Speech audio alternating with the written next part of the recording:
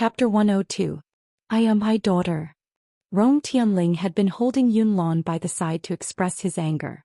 When he turned around and saw Rong Yuehong on Yun Ruoyan's back, he didn't know what was going on and he rushed over.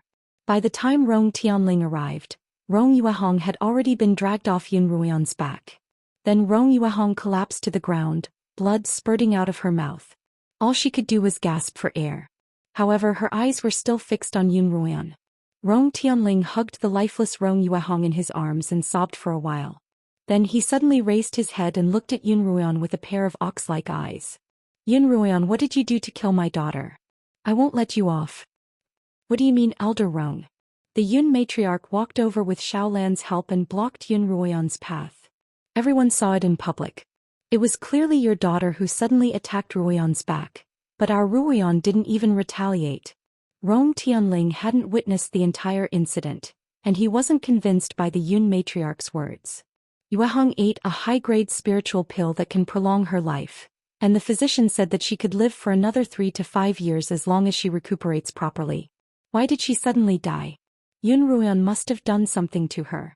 Elder Rong, I've given in to you over and over again, but the Yun family isn't someone you can harm as you please.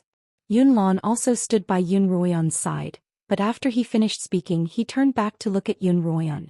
Yun Ruoyan could clearly see the suspicion in his eyes. Grandmother, I really didn't do anything. Yun Ruoyan hid behind the Yun matriarch's back, one hand covering her face and the other clutching the Yun matriarch's robe.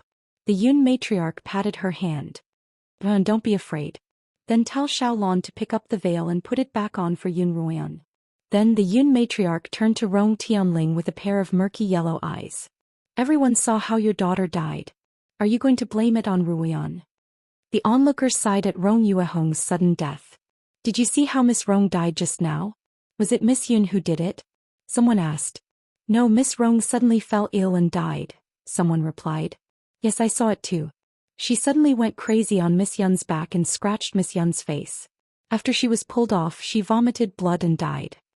That Miss Rong doesn't look like she's going to live much longer. She must have deliberately brought her to the Yun family to seek misfortune. Miss Yun of the Yun family is also a dignified daughter of the first wife. She carried it without hesitation. I didn't expect Miss Rong to still be so domineering even after being reduced to such a state. From the looks of it, she must have wanted to launch a sudden attack, but in the end her body couldn't take it and she died. That's right, he died because his blood and qi attacked his heart. Yet he still wants to blame Miss Yun. That's too much.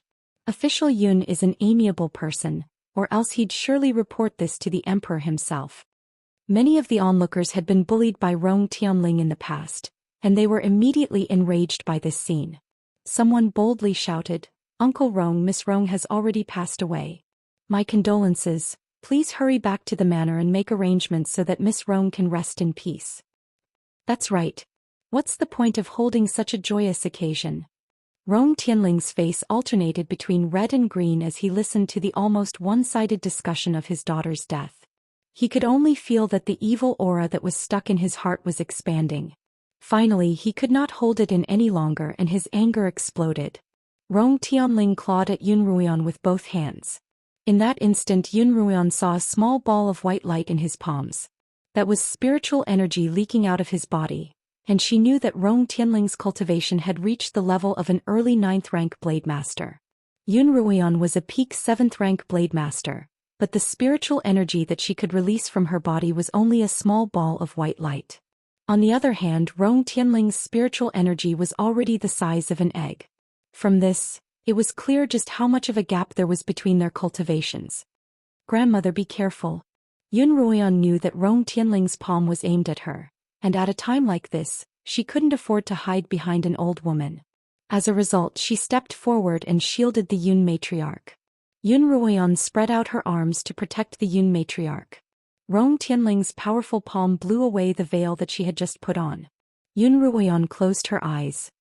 You dare harm a member of the Yun family. Just then Yun Lan's voice rang out, followed by the sound of spiritual energy colliding with each other. The shockwaves from the clash of spiritual energies hit Yun Ruoyan's face, causing her skin to hurt. She shut her eyes tightly as she listened to the shocked cries of the crowd. Only when the shockwaves dissipated did Yun Ruoyan open her eyes. Yunlon was standing in front of her, his back ramrod straight. In that instant he gave Yun Ruoyan a feeling that she had never felt before. Rong Tianling, on the other hand, stood off to the side, his face pale. It was clear that he hadn't gained the upper hand against Yunlon. The dignified imperial uncle actually carried out a sneak attack, and the targets of the sneak attack were old people and young women. What a disgrace to the royal family. That's right, what a shame. Without waiting for Yunlon to reprimand him, the surrounding people began to mock him one after another. Li Qianxiao was currently crouching behind Li Qianyuan, afraid that Rong Tianling would accidentally see him and pull him out. That would truly be a huge embarrassment for him. Although this uncle of his had a high level of cultivation, his behavior was so unreasonable that even he, the crown prince, could not stand it. There was also his cousin Rong Yuehong, who was a carbon copy of Rong Tianling. Instead of staying at home to recuperate, she had come out to embarrass herself. She deserved to lose her life. Second brother. Li Qianxiao called out to Li Qianyuan. There's another path to the west. Let's go there and enter the Yun Manor. Li Qianxiao narrowed his eyes as he looked at Yun Ruoyan, who was still standing in front of the Yun matriarch. When he heard Li Qianxiao call out to him, Li Qianyuan seemed to be talking to himself but also to Li Qianxiao. As expected, she's not simple. What's not simple? Li Qianxiao didn't understand what Li Qianyuan meant. Li Qianyuan continued, that Yun Ruoyan really isn't a simple character. Not simple? She's frightening. Wait, the birthmark on her face doesn't seem as big as before. Only then did Li Qianxiao turn his attention to Yun Ruoyan's face. Yun Ruoyan had been cultivating and accompanying the Yun matriarch these past few days, and she hadn't had enough sleep at all. In order to save time and make it cooler, she used less medicinal powder when she made the fake birthmark, and the medicinal paste was thinner. The result was that the birthmark became smaller and lighter. It wasn't as scary as before. Yun Ruoyan felt that no one would be able to see it under the thin veil, and even if they did, no one would pay attention to such an eyesore. Earlier, when Rong Yuehong had removed her veil, Yun Ruoyan had cautiously covered the right side of her face. Everyone knew that she had a birthmark, so they didn't pay much attention to it. But today, a meticulous fellow had appeared in the crowd. Oh, it's much smaller. Li Qianxiao looked even more closely after Li Qianyuan's reminder, and his tone finally revealed a hint of surprise. He remembered that Yun Ruoyan had said that the birthmark would slowly disappear after using the medicine. At first, Li Qianxiao had thought that Yun Ruoyan was lying to him, but it turned out to be true. He couldn't help but regret his actions. By then, Rong Tianling had finally calmed his spiritual vortex. Not bad, Yunlon. You've managed to cultivate so much spiritual energy without anyone noticing. Yunlon was a civil official who rarely fought with others, but his cultivation wasn't low. Otherwise, he wouldn't have been able to establish himself in the Li Kingdom, which valued martial arts more than literature. Much to Rong Tianling's surprise, he was already a mid-stage 9th-rank blade master. Humph. Yunlon snorted. Uncle Rong, if you want to compete, I'm more than happy to oblige. However, today is my mother's birthday, so please take your daughter and leave. Whether it's right or wrong, we'll settle it in front of His Majesty another day. Yunlon was a shrewd man, and before his promotion he had been very subservient to Rong Tianling. As a result, Rong Tianling had never thought much of him. Who would have thought that he would be defeated by Yunlon today? If he had lost in any other aspect, Rong Tianling might have been able to act arrogantly, but he had lost in cultivation. I have nothing to say about my lack of skill, but I won't let this matter rest. Rong Tianling finally left the Yun Manor with Rong Yuehong's corpse in his arms. My apologies, everyone. After Rong Tianling left, Yunlon cupped his hands and apologized to the crowd. I'm sorry to have disturbed your mood. Official Yun, don't be so polite. Please get back to work and don't miss the auspicious time for the banquet. Everyone nodded in agreement, expressing their understanding. Then, according to the arrangements, they orderly entered the Yun family to offer their blessings. When the Yun matriarch returned to the Yun Manor, she didn't return to her quarters. Instead, she sat at the head of the main hall, holding Yun Ruoyan's hand the entire time. Ruoyan, let me see if you're hurt anywhere. The Yun matriarch looked Yun Ruoyan up and down. Yun Ruoyan had risked her life to shield her, and the Yun matriarch was quite touched. I'm fine, grandmother. Yun Ruoyan smiled. There's just a scratch on my face, but it's covered by my veil. Good girl. The Yun matriarch looked at Yun Ruoyan, her eyes a mixture of guilt and curiosity. Just now your father and I asked you to carry Rong Yuehong. Do you blame us for that? Not only were the Yun matriarch's eyes bright but her heart as well.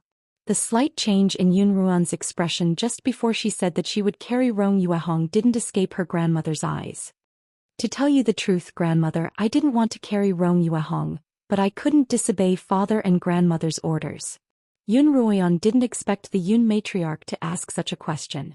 After thinking for a moment she replied, but when I was in real danger, you stood in front of me and protected me. It's clear that father and grandmother still dote on me, so I don't blame you anymore.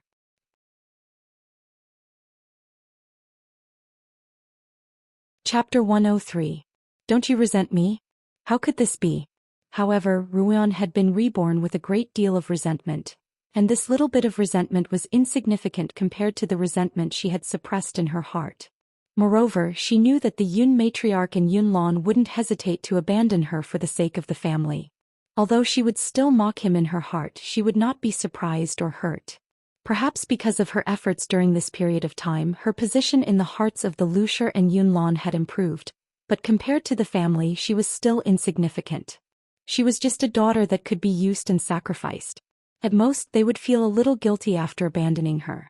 She was well aware that resentment wouldn't bring her anything useful, and Rong Yuehong was a good example of what she could do to avoid it. Only by turning resentment into motivation and cultivating enough power, to the point where no one was qualified to control you, would you be able to get rid of the shackles and obtain true freedom. Good girl. The Yun matriarch reached out to tidy up Yun Ruoyan's hair. Yun Ruoyao, Yun Ruoyu, Yi Qianying, and the other scions of the Yun matriarch were also standing not far from her. Seeing how much the Yun matriarch doted on Yun Ruoyan, all three of them had complicated expressions. On the way to the Yun manor, the three of them were almost certain that Rong Yuehong had been killed by Yun Ruoyan's sorcery. Because of Rong Yuehong's death, the conflict between the two sides had escalated. Even as Rong Tianling pointed his spear at Yun Ruoyan, the Yun matriarch and Yun Lan unhesitatingly stepped forward to protect Yun Ruoyan. In the past, Yun Ruoyan's fate would have been tragic. But now she was being pitted by the Yun matriarch. This demon is truly incredible. Grandmother and father have already been bewitched by her. If we don't get rid of this demon, the Yun family won't be able to live in peace. Why isn't mother here yet? Didn't she say that she had already arranged for people to come and kill the demon? The three of them had their own plans, but the contents of their plans were all the same. Even the way they anxiously stretched out their heads to look outside was identical. May the old madam live 10,000 years. At that moment, Crown Prince Li Qianxiao walked into the hall and bowed to the Yun matriarch. Your Highness, the Crown Prince is too polite. Yun Shi quickly got up and returned the greeting.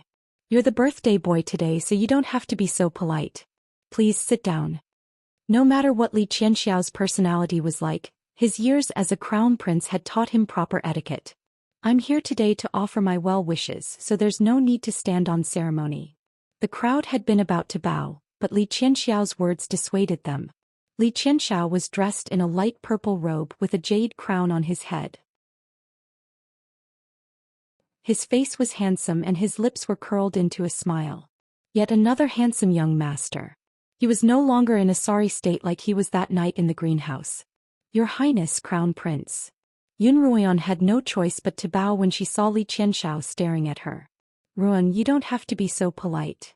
Li Qianxiao stepped forward, smiling as he reached out to help Yun Ruoyan. Yun Ruoyan didn't know whether Li Qianxiao had mistakenly thought that the birthmark on her face had healed or that he was once again attracted to her beauty. Yun Ruoyan only felt that it was strange. She had clearly managed to scare him. That day at the flower viewing party, the Crown Prince hadn't even dared to look at her, and there had been almost no interaction at all. Had he taken the wrong medicine today? While Yun Ruoyan was still in a daze, Li Qianxiao's hand was already on her arm. She hurriedly took a step back, disgust flashing across her face.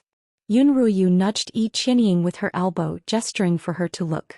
Yi Qianying glanced coolly at Li Qianxiao before lowering her head once more, as if this matter had nothing to do with her. Yun Ruoyu frowned slightly, dissatisfied with Yi Qianying's indifference. From the moment Li Qianxiao had walked through the door, Yun Ruoyu's gaze had been on him. When she saw how attentively Xianxia was to Yun Ruoyan, she couldn't help but think that Yun Ruoyan was trying to seduce her brother again. However, it wasn't convenient for her to remind him, so she wanted Yi Qianying to speak to him.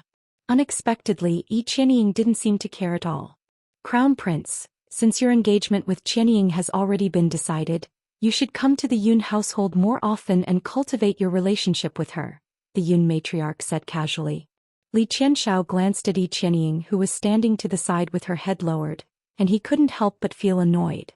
To him, a woman who was already in his hands was like a vegetable that had been overcooked. Of course, Li Qianxiao wouldn't let his disgust show on his face. Madam, you're right. I'll definitely come to the Yun household more often in the future. Coming to the Yun household was a must, but it was up to him, the crown prince, to cultivate his relationship with whoever he wanted. After all, Yi Qianying was only a concubine, and even if he were to leave the position of concubine to the Yun family, Yun Lan wouldn't refuse. As long as she didn't have that ugly birthmark on her face, Yun Ruoyan's appearance, demeanor, strength and status would be all to Li Qianxiao's liking. She was truly the best candidate for the crown prince's concubine. Haha. Behind Li Qianxiao, a young man wearing a light green robe and holding a folding fan chuckled and bowed deeply to the Yun matriarch. Madam, Qianyuan wishes you a happy birthday. The Yun matriarch narrowed her eyes at the young man and her smile deepened. Oh, second prince, when did you return? I only returned yesterday and I managed to rush back just in time for your birthday. Li Qianyuan walked up to the Yun matriarch and spoke with great familiarity. This was Yun Ruoyan's first time meeting Li Qianyuan, and she couldn't help but take a second look at him. He looked a lot like the Emperor Li Xiu, especially his long narrow eyes. But unlike Li Xiu, Li Qianyuan had a feminine air about him. Perhaps it was because he had been heavily influenced by women as he grew up, and his actions and expressions were subconsciously feminine. As long as he didn't go overboard, he wasn't annoying at all. Li Qianyuan took a rectangular box from one of his attendants and handed it to the Yun matriarch. Here's a gift for you. He slowly opened the box in front of the Yun matriarch, revealing a sparkling snow-white scepter. The Yun matriarch's fondness for scepters was well known, and Yun Ruoyan's gift this time was a brocade quilt embroidered with a scepter in the shape of the god of longevity hugging the scepter. But in front of this jade scepter that was 1/2 foot long and made of some unknown material, it paled in comparison. Li Qianyuan gently picked up the scepter and handed it to the Yun matriarch. Madam, see if you like the gift I've prepared for you. The Yun matriarch held the scepter in her hands. It felt as warm and smooth as jade, but it wasn't jade, and it felt cool and refreshing to the touch. The Yun matriarch looked at Li Qianyuan in surprise. Is this a pearl? But aren't pearls round? The crowd was also surprised by the Yun matriarch's words. Even Yi Qianying, who had been hanging her head like a dead chicken, craned her neck to look at the scepter. You have a good eye, madam. Li Qianyuan slapped his folding fan against the palm of his other hand, looking very happy. While I was in the Qin Kingdom, I caught a giant mussel spirit on my way out to sea, and I had someone place a jade scepter into the mussel's stomach. A year later I took it out and it turned out to be a pearl scepter. Oh, how precious. Thank you, second prince. The Yun matriarch immediately beamed like a chrysanthemum. Of course, Li Qianyuan replied. Yun Ruoyan hadn't expected the Yun matriarch to be so close to Li Qianyuan. In her past life, Yun Ruoyan and the Yun matriarch hadn't been close at all. On her 80th birthday, Yun Ruoyan had only shown her face once before hiding in a corner. She had no idea what had happened or who had been present. Li Qianyuan could feel Yun Ruoyan looking at him, and he looked back at her. His long, narrow eyes flashed, and Yun Ruoyan couldn't help but shiver. By the time Yun Ruoyan reacted, his eyes were full of smiles. Yun Ruoyan only hesitated for a moment before returning his smile. After exchanging greetings, Li Qianxiao and Li Qianyuan left to talk to the other officials, while the Yun matriarch sent the scions of the family out to play. In the end, only Yun Ruoyan, Yun Ruoyao, Yun Ruoyu, and Yi Qianying were left to accompany the Yun matriarch. To Yun Ruoyao, staying by the Yun matriarch's side was the safest option, while the other three had to stay by Yun Ruoyan's side to prevent her from escaping before Madame and made her move. As noon approached, more people arrived. Feeling that the hall was too noisy, the Yun matriarch retired to a side hall to rest, and the four of them followed her. Just as the Yun matriarch sat down on a soft couch, Pei Zhou suddenly walked in. Once again Pei Zhou presented a steel rui scepter, much more exquisite than the one he had given the Yun matriarch. However, with Li Qinyuan's pearl scepter, the Yun matriarch was no longer interested in his. The Yun matriarch couldn't even be bothered to look at it. She ordered Xiaolon to accept it, then exchanged a few pleasantries with Pei Zhou.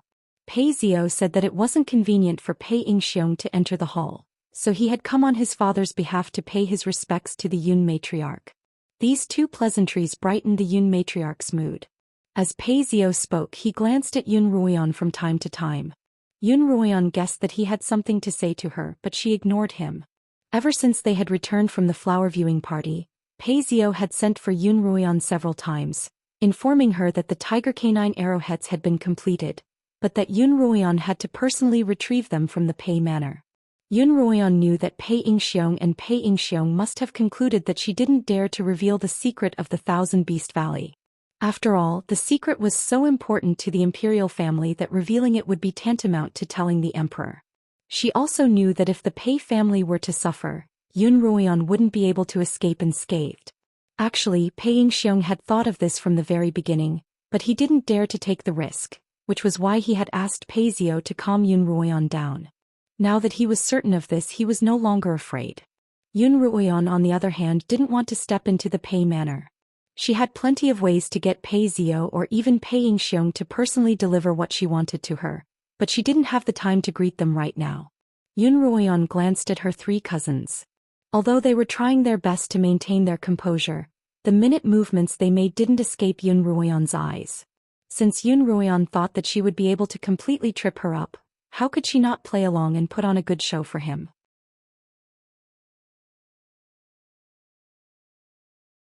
Chapter 104. Coincidentally, on the day that Yun Ruoyan left her quarters with the fox pelt, she bumped into Xilan and Linglan on her way to her quarters. The two of them were on their way to the storehouse to collect the silk needed for a quilt. The three of them joked around with each other for a while. Not long after, when Xilan and Linglan returned to Yun Ruoyan's quarters with the silk, they happened to see the spiritual master leaving along the path that Yun Ruoyan had taken. Xilan didn't pay much attention, but Linglan did. Because she was often summoned by Madame and for questioning, she was very familiar with the area around Yun Ruoyan's quarters. She knew that the path led to her quarters and she was a little puzzled. Why had a Daoist priest followed the young miss out of her quarters so soon after she left? The young miss had only mentioned that Madame and had mysteriously given her a fox pelt, and that the young miss had instructed them to take it back with them. She hadn't mentioned a Daoist priest at all. After returning to Yun Ruoyan's quarters, Linglan immediately reported the matter to Yun Ruoyan.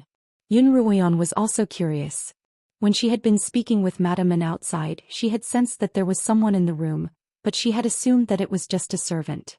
After hearing Linglan's report, she was certain that the person in the room wasn't a servant, but rather the Daoist priest that Linglan had seen. Even now, Yun Ruoyan still hadn't figured out why Madame and would bring a Daoist priest with her. Although she was confused, she didn't dwell on it. When she returned to the Lin Manor, she brought the fox pelt and the bottle of wine that Linglan had given her. When Lin Qingxian saw the fox pelt, she was certain that it was actually the pelt of a fox with some spiritual energy, and that it was quite valuable. Not only humans but all living things in this world could absorb the spiritual energy of the world and the essence of the sun and moon to cultivate their own spiritual energy. With spiritual energy they would become spiritual foxes, and the pelt of spiritual foxes was naturally far superior to that of ordinary foxes. When Lin Qingxian heard that the pelt had been given to her by Madame N, she also felt that there had to be a hidden agenda behind the Daoist priest's attentiveness. Lin Qingxian sniffed the bottle of wine and could immediately tell that it was Realgar wine. Realgar wine wasn't a common beverage, and only demon hunters had a secret recipe for it. It wasn't sold in the market and one had to pay a high price to buy it from a demon hunter. Ordinary people might have only heard of Realgar wine in their entire lives, but they had never tasted it. In short, it was very precious. This was the first time Yun Ruoyan had seen such a wine. Lin Qingxian told Yun Ruoyan that Realgar wine had the effect of boosting one's sex drive and warding off evil spirits. Even if consumed in small amounts, it could strengthen one's body. But why would Madame N allow Ling Lan to put such a precious realgar wine into her food? He couldn't possibly be thinking of treating her well silently, right? I'm going to subdue you like a monster. Yun Ruoyan and Lin Qingchen didn't react for a moment, but Lin Qingxue called out from the side. Although the two older sisters ignored her, Lin Qingxue heard every word of their conversation clearly. Lin Qingxue loved to listen to stories about demons and monsters, and would often pester Lin Zainin and Uncle Lin to tell her about them. The storyteller in the tea house who specialized in capturing demons and monsters was an old friend of hers. As a result, Lin Qingxue was far more knowledgeable about these matters than either of her sisters. Combining all the stories she had heard about hunting beasts, Lin Qingxue was able to quickly deduce what had happened. Sister Ruan, your stepmother must have thought that you were possessed by a fox demon, Lin Qingxue explained. First, she sent a servant to put realgar wine in your food in an attempt to make you reveal your true form, but to no avail. She hired an old Daoist priest to subdue you. The fox skin was used to intimidate you, and the old Daoist priest hid it to observe your cultivation so that he could come up with a plan to deal with you. Lin Qingxue's explanation enlightened the two sisters. When Yun Ruoyan thought back to Madame Anne's attitude toward her, she confirmed Lin Qingxue's explanation. Based on Yun Ruoyan's understanding of Madame N, if she wanted to subdue her as a monster, she would definitely choose to do so in public, and the Yun matriarch's birthday would be the best opportunity. Even after learning of Madame Anne's scheme, Yun Ruoyan wasn't worried. Although she had been reborn as a vengeful ghost, she had nothing to do with demons. No matter how powerful a demon hunter Madame Anne hired, it would all be a joke. However, there were always exceptions to everything in this world, and the spiritual master was one such exception. Not only could the spiritual master tell that Yun Ruoyan wasn't a demon, but that she was a human furnace that only appeared once in 1,000 years, and he wanted to take her for himself. In a room not far from the main hall, the spiritual master was a little anxious. He had long wanted to subdue Yun Ruoyan and find a place to cultivate. Don't worry, spiritual master, the auspicious hour is almost here, Madame Anne consoled. When the auspicious hour arrives, you can subdue that demon in front of everyone. Wouldn't it be better to have both her and her name? She's not a demon, the spiritual master corrected. Not only is she not a demon, she's a rare beauty. As the spiritual master said this, his eyes narrowed slightly, as if he were fantasizing about something wonderful. Madame Anne's heart was already filled with disdain for this sanctimonious old man, but she still maintained a respectful facade. Spiritual master, if she's not a demon, how are you going to subdue her in front of everyone? This was what Madame Anne was worried about. The spiritual master didn't respond. Instead, he waved at Madame Anne with a strange smile. Suddenly, Madame Anne saw a fox scurry out of his robes. Its entire body was a fiery red, and it looked very much like the fox pelt she had given Yun Ruoyan that day. As soon as the fox appeared, it clawed at Madame Anne's face, causing her to scream and kneel on the ground. Spiritual master, save me. The fox demon is coming for me. Madame Anne covered her face as she screamed. The spiritual master smiled. Don't be afraid, madam. That's just a small trick of mine. It won't hurt you. Madame Anne slowly removed her hand, but the fox was nowhere to be seen. Where's the fox? Madame Anne looked around. The spiritual master shrugged. There's no fox and there's no demon. However, I can conjure up a fox and I can turn a normal person into a demon. 800 miles outside the capital, a few flaming steeds were galloping, their riders all dressed in black. Your Highness, you're injured and you shouldn't use spiritual energy. Seeing that he was about to miss the Yun family's birthday banquet, Li Mo was about to fly on his sword when a black-robed man by his side stopped him. That's right, Your Highness, it's just a birthday banquet. It's fine to be late, another black-robed man added. Li Mo looked in the direction of the capital, his ice-blue eyes narrowed. Li Mo's dantian had been shaken, and his spiritual vortex was in turmoil from the last few days of travel. If he were to use spiritual energy recklessly, his injuries would likely worsen. It would be best if he could find a place to rest, but he had an ominous premonition. He didn't expect that the old witch would choose to self-destruct and perish together with him after telling him what he wanted to know. Fortunately, he had moved quickly enough to leave in time and he had only been shaken. The two black-robed guards who had entered the cottage with him weren't so lucky. Yunlan was still standing outside the Yun Manor. It was already past noon and almost all of the guests had arrived. All that was left was for the auspicious hour to begin the banquet. Master, the auspicious hour is almost upon us. Please make your preparations, old Wu urged as he walked out of the manor. Yunlan waved a hand, ignoring him, and continued to wait. After a while Yunfeng walked out. Brother, the auspicious hour is almost here. Why are you still here? The slaughtering king isn't here yet, Yunlan replied. Did the slaughtering king say that he'd definitely come? Yunlan nodded. I met the slaughtering king in the palace after morning court. He asked about my mother's birthday, so I personally delivered an invitation to the slaughtering king's manor. The slaughtering king personally accepted the invitation and said that he'd definitely come. Why isn't he here yet? It's not like you don't know the slaughtering king's personality. Even if he says he'll come, he might not. Yunfeng continued, Brother, you should hurry in. Mother's already seated and she's waiting for you to lead the way. Don't delay the auspicious hour. The Li kingdom had its own set of etiquettes and they naturally had their own set of etiquettes. Children and grandchildren were to be led by the highest-ranking member of the family and kowtow to the person of the birthday in front of all the guests at the auspicious hour. The auspicious hour was when the person of the birthday was born, and the Yun matriarch was born in the afternoon. Yunlan glanced at the sun above his head and said helplessly, Let's go in. The large hall was packed with guests.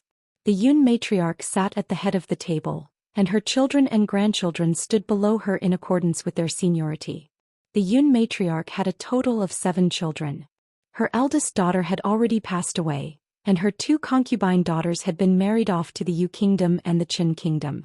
Madame An stood in the first row. In the second row were her 2 concubine sons and their daughters-in-law.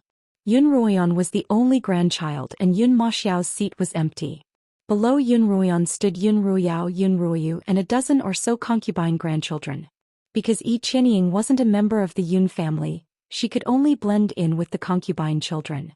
Yun Ruoyan glanced at the empty seat beside her. In her past life, Yun Maxiao hadn't returned for the Yun matriarch's birthday either. Although the events of this life were roughly the same as in her past life, many of the details were different. Yun Ruoyan's change had caused many changes. As a result, Yun Ruoyan wasn't sure whether or when Yun Maxiao would return. Official Yun, how auspicious. May the god of longevity be blessed. Just then Yunlan walked in followed by Yunfeng. The guests once again began to speak auspicious words. Yunlan smiled and cupped his fists in greeting. Yunfeng and his 2 concubine brothers stood in a row. As soon as Yunlan stood in front of the Yun matriarch, the ceremonial official began to chant, The auspicious hour has come. Children and grandchildren kneel and bow to the god of longevity. After the ceremonial official finished, Yunlan took the lead and all the children and grandchildren knelt and bowed to the Yun matriarch. After the ceremony, Yunlan stood up and began to say a few words of congratulations. Your son kowtows to you, mother, and wishes you good fortune. Wait. Yunlan's speech was suddenly interrupted by a loud voice. That voice was full of energy, and it was clear that the speaker had a high cultivation. Everyone turned to the door in shock, only to see a tall, thin, yellow-robed Daoist standing there. This was none other than the malicious Daoist master.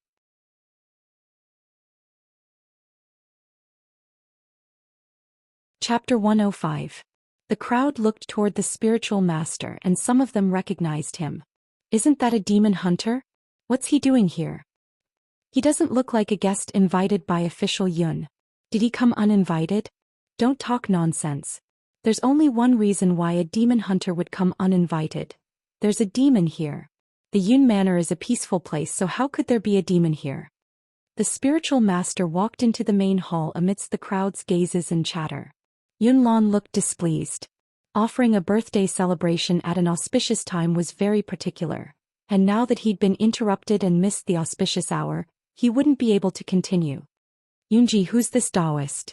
The Yun matriarch was naturally displeased as well. Yunji was Yunlan's courtesy name and he replied, He's a rather famous demon hunter in the capital. Allow me to ask him about the situation. After Yunlan finished speaking, he walked towards the Taoist and Buddhist master. Yun Ruoyan's gaze, however, was on Madame N. Although she was trying her best to maintain a stern expression, her lips occasionally curled up in a smile.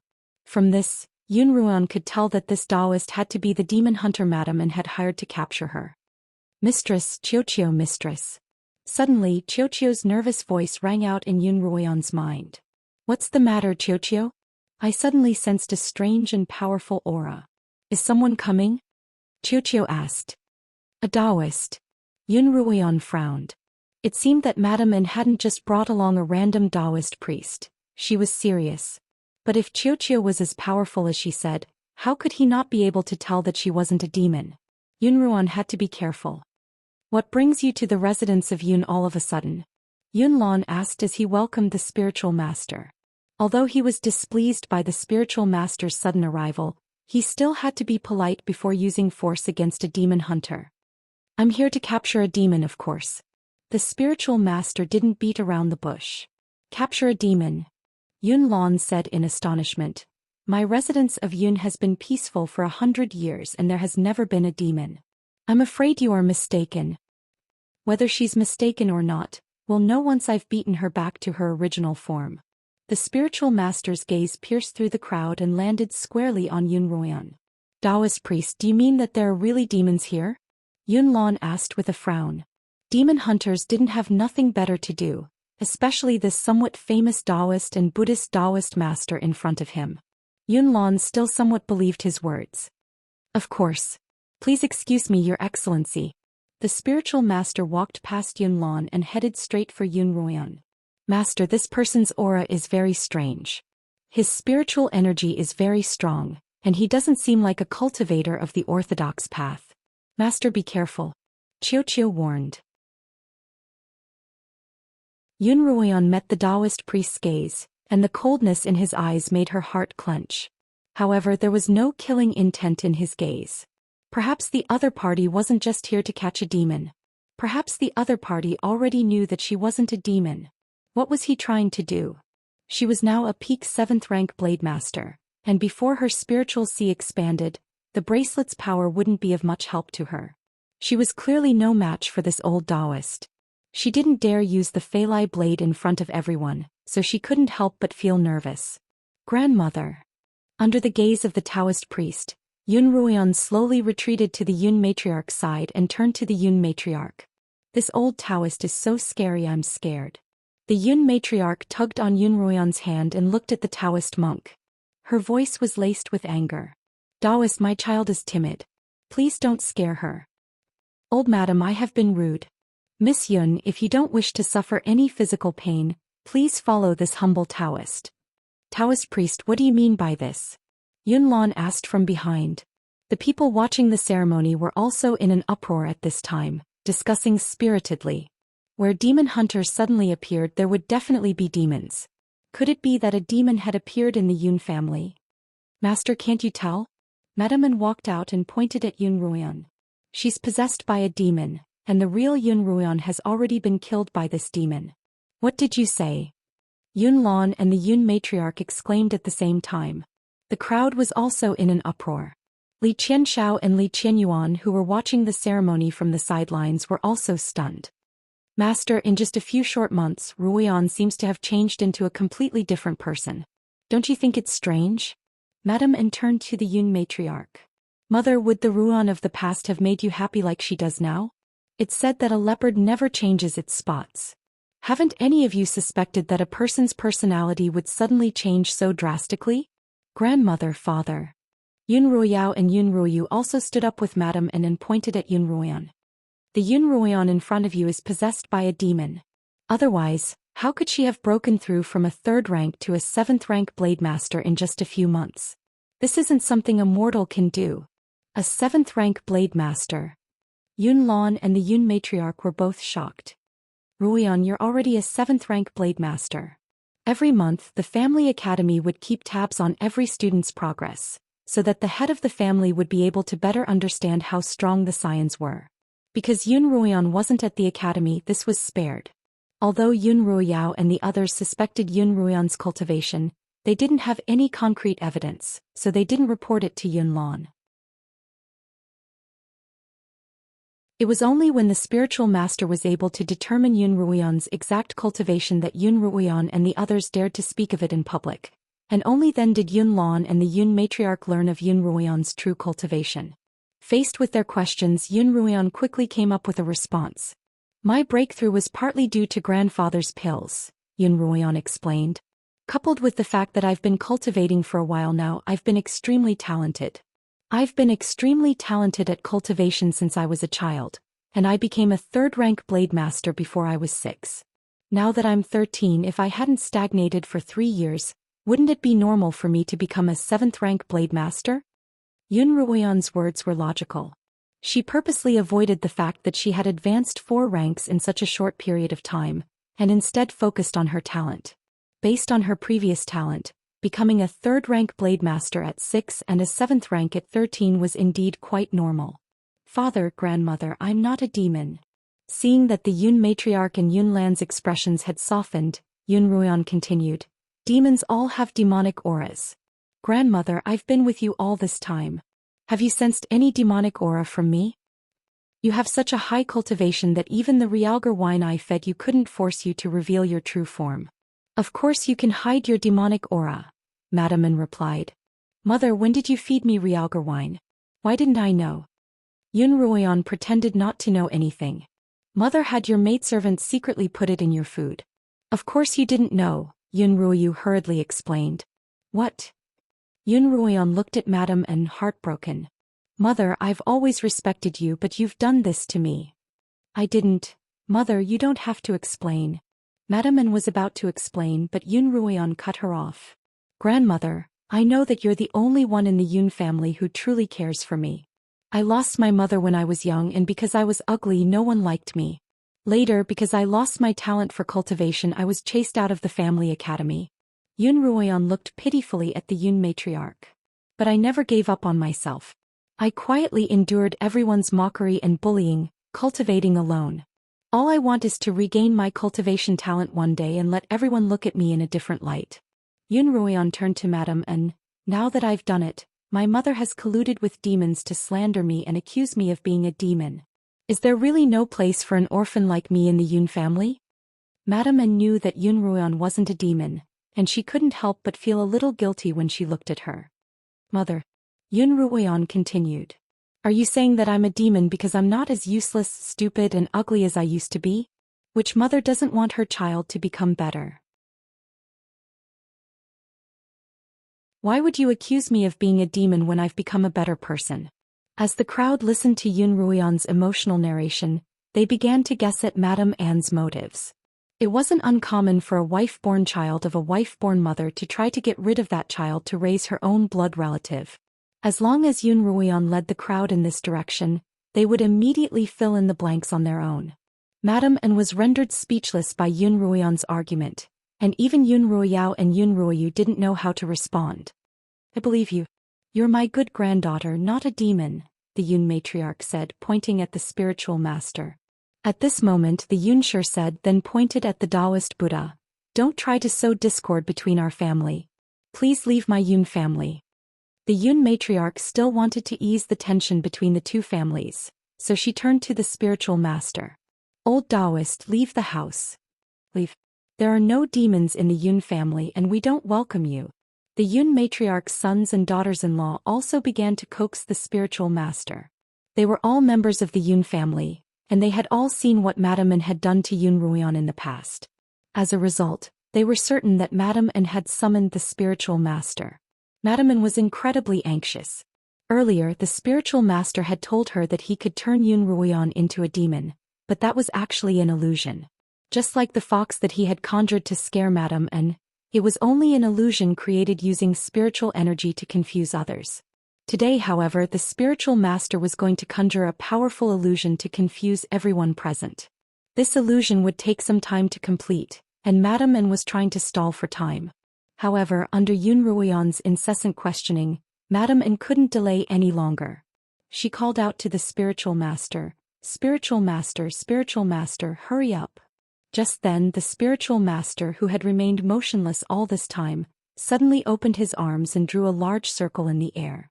The prayer beads in his hands began to emit a faint Buddhist glow. The glow wasn't particularly bright, but it gradually filled the entire hall.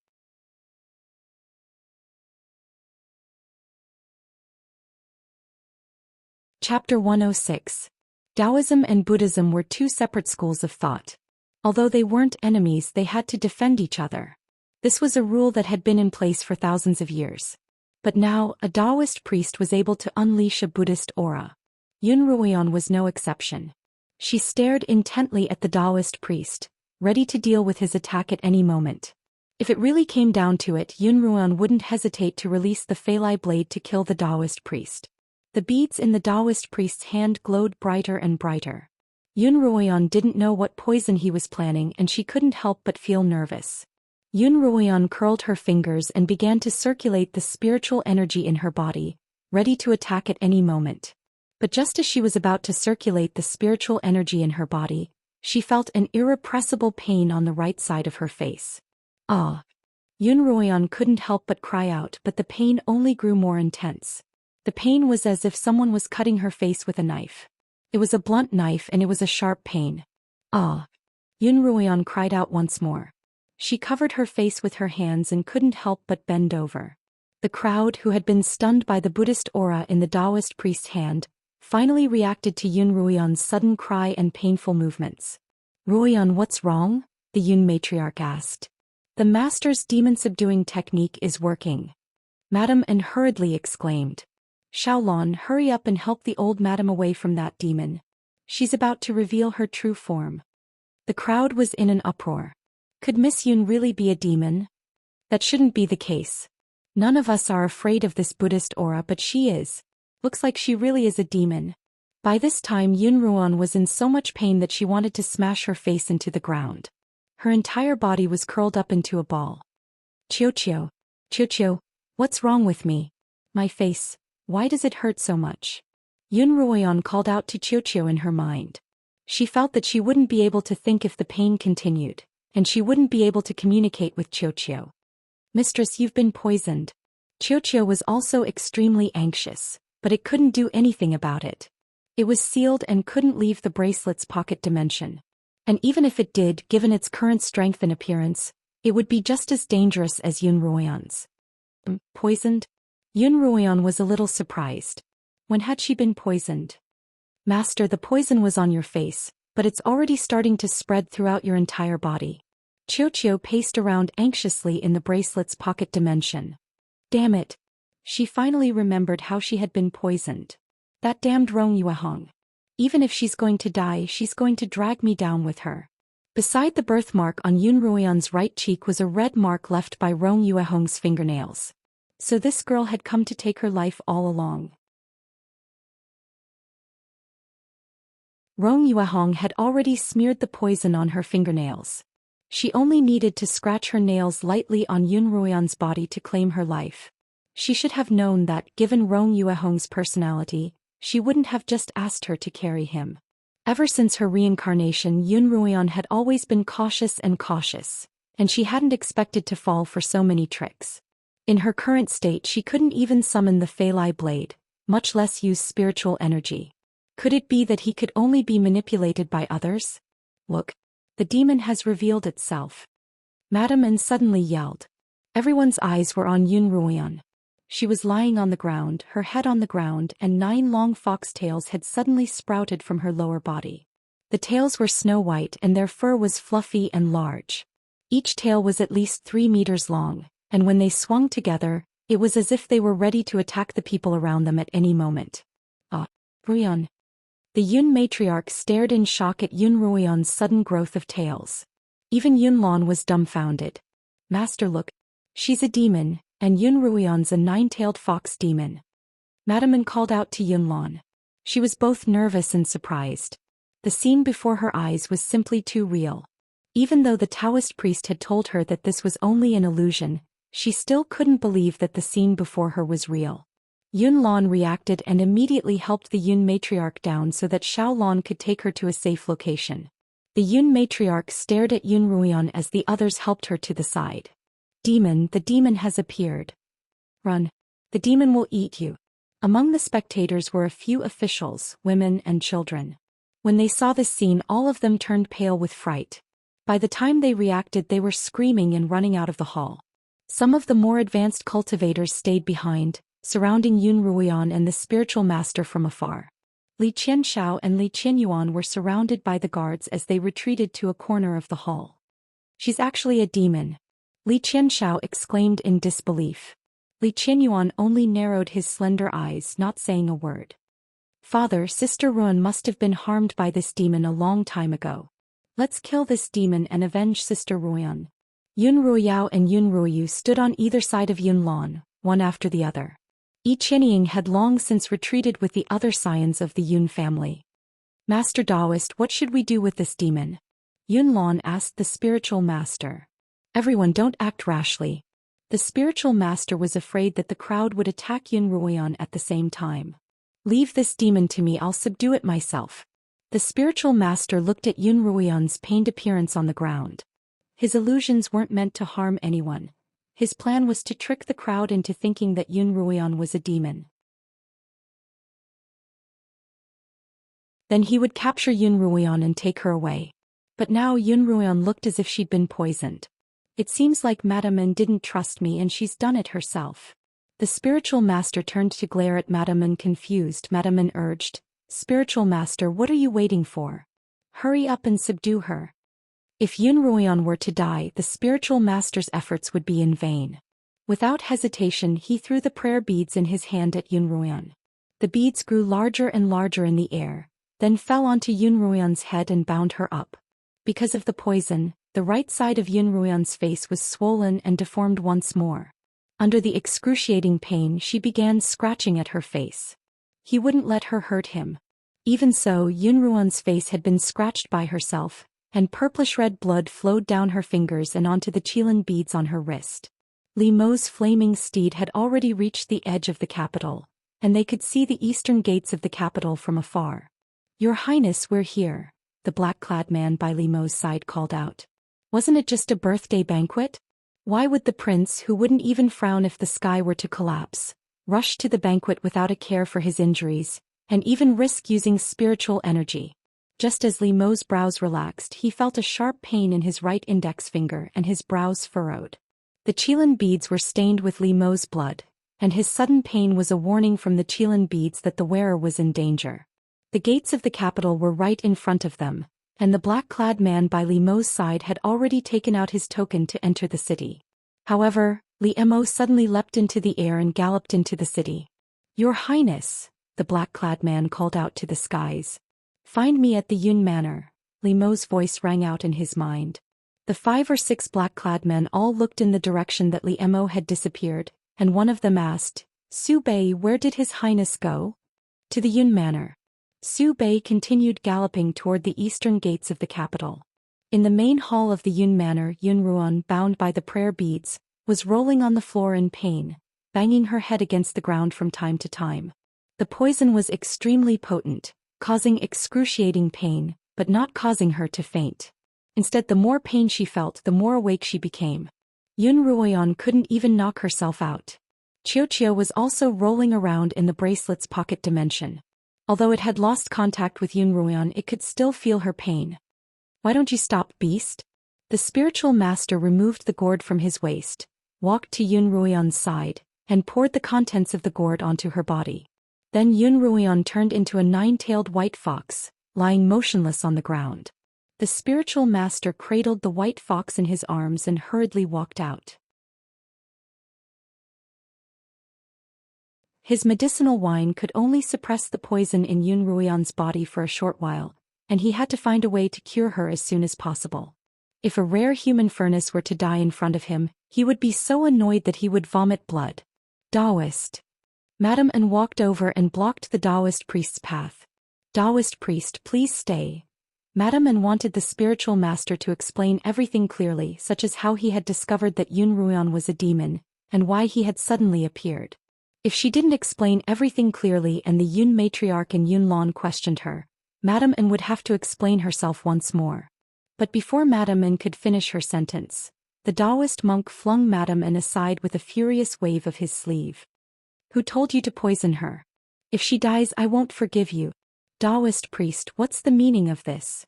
Yun Lan stepped forward to stop the Daoist Buddha from attacking Madame and, get out of my way. The poison in Yun Ruian's body was getting deeper and deeper, and the spiritual master had completely lost his patience.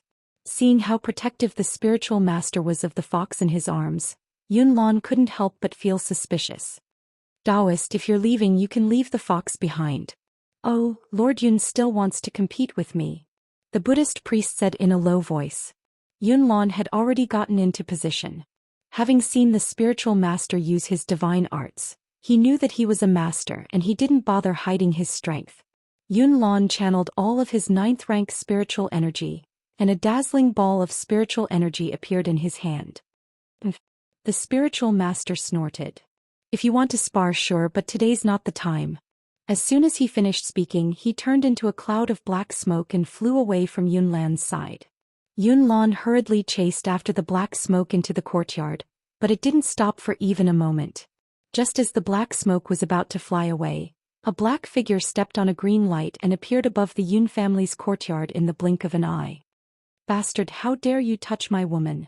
A cold voice rang out from the sky.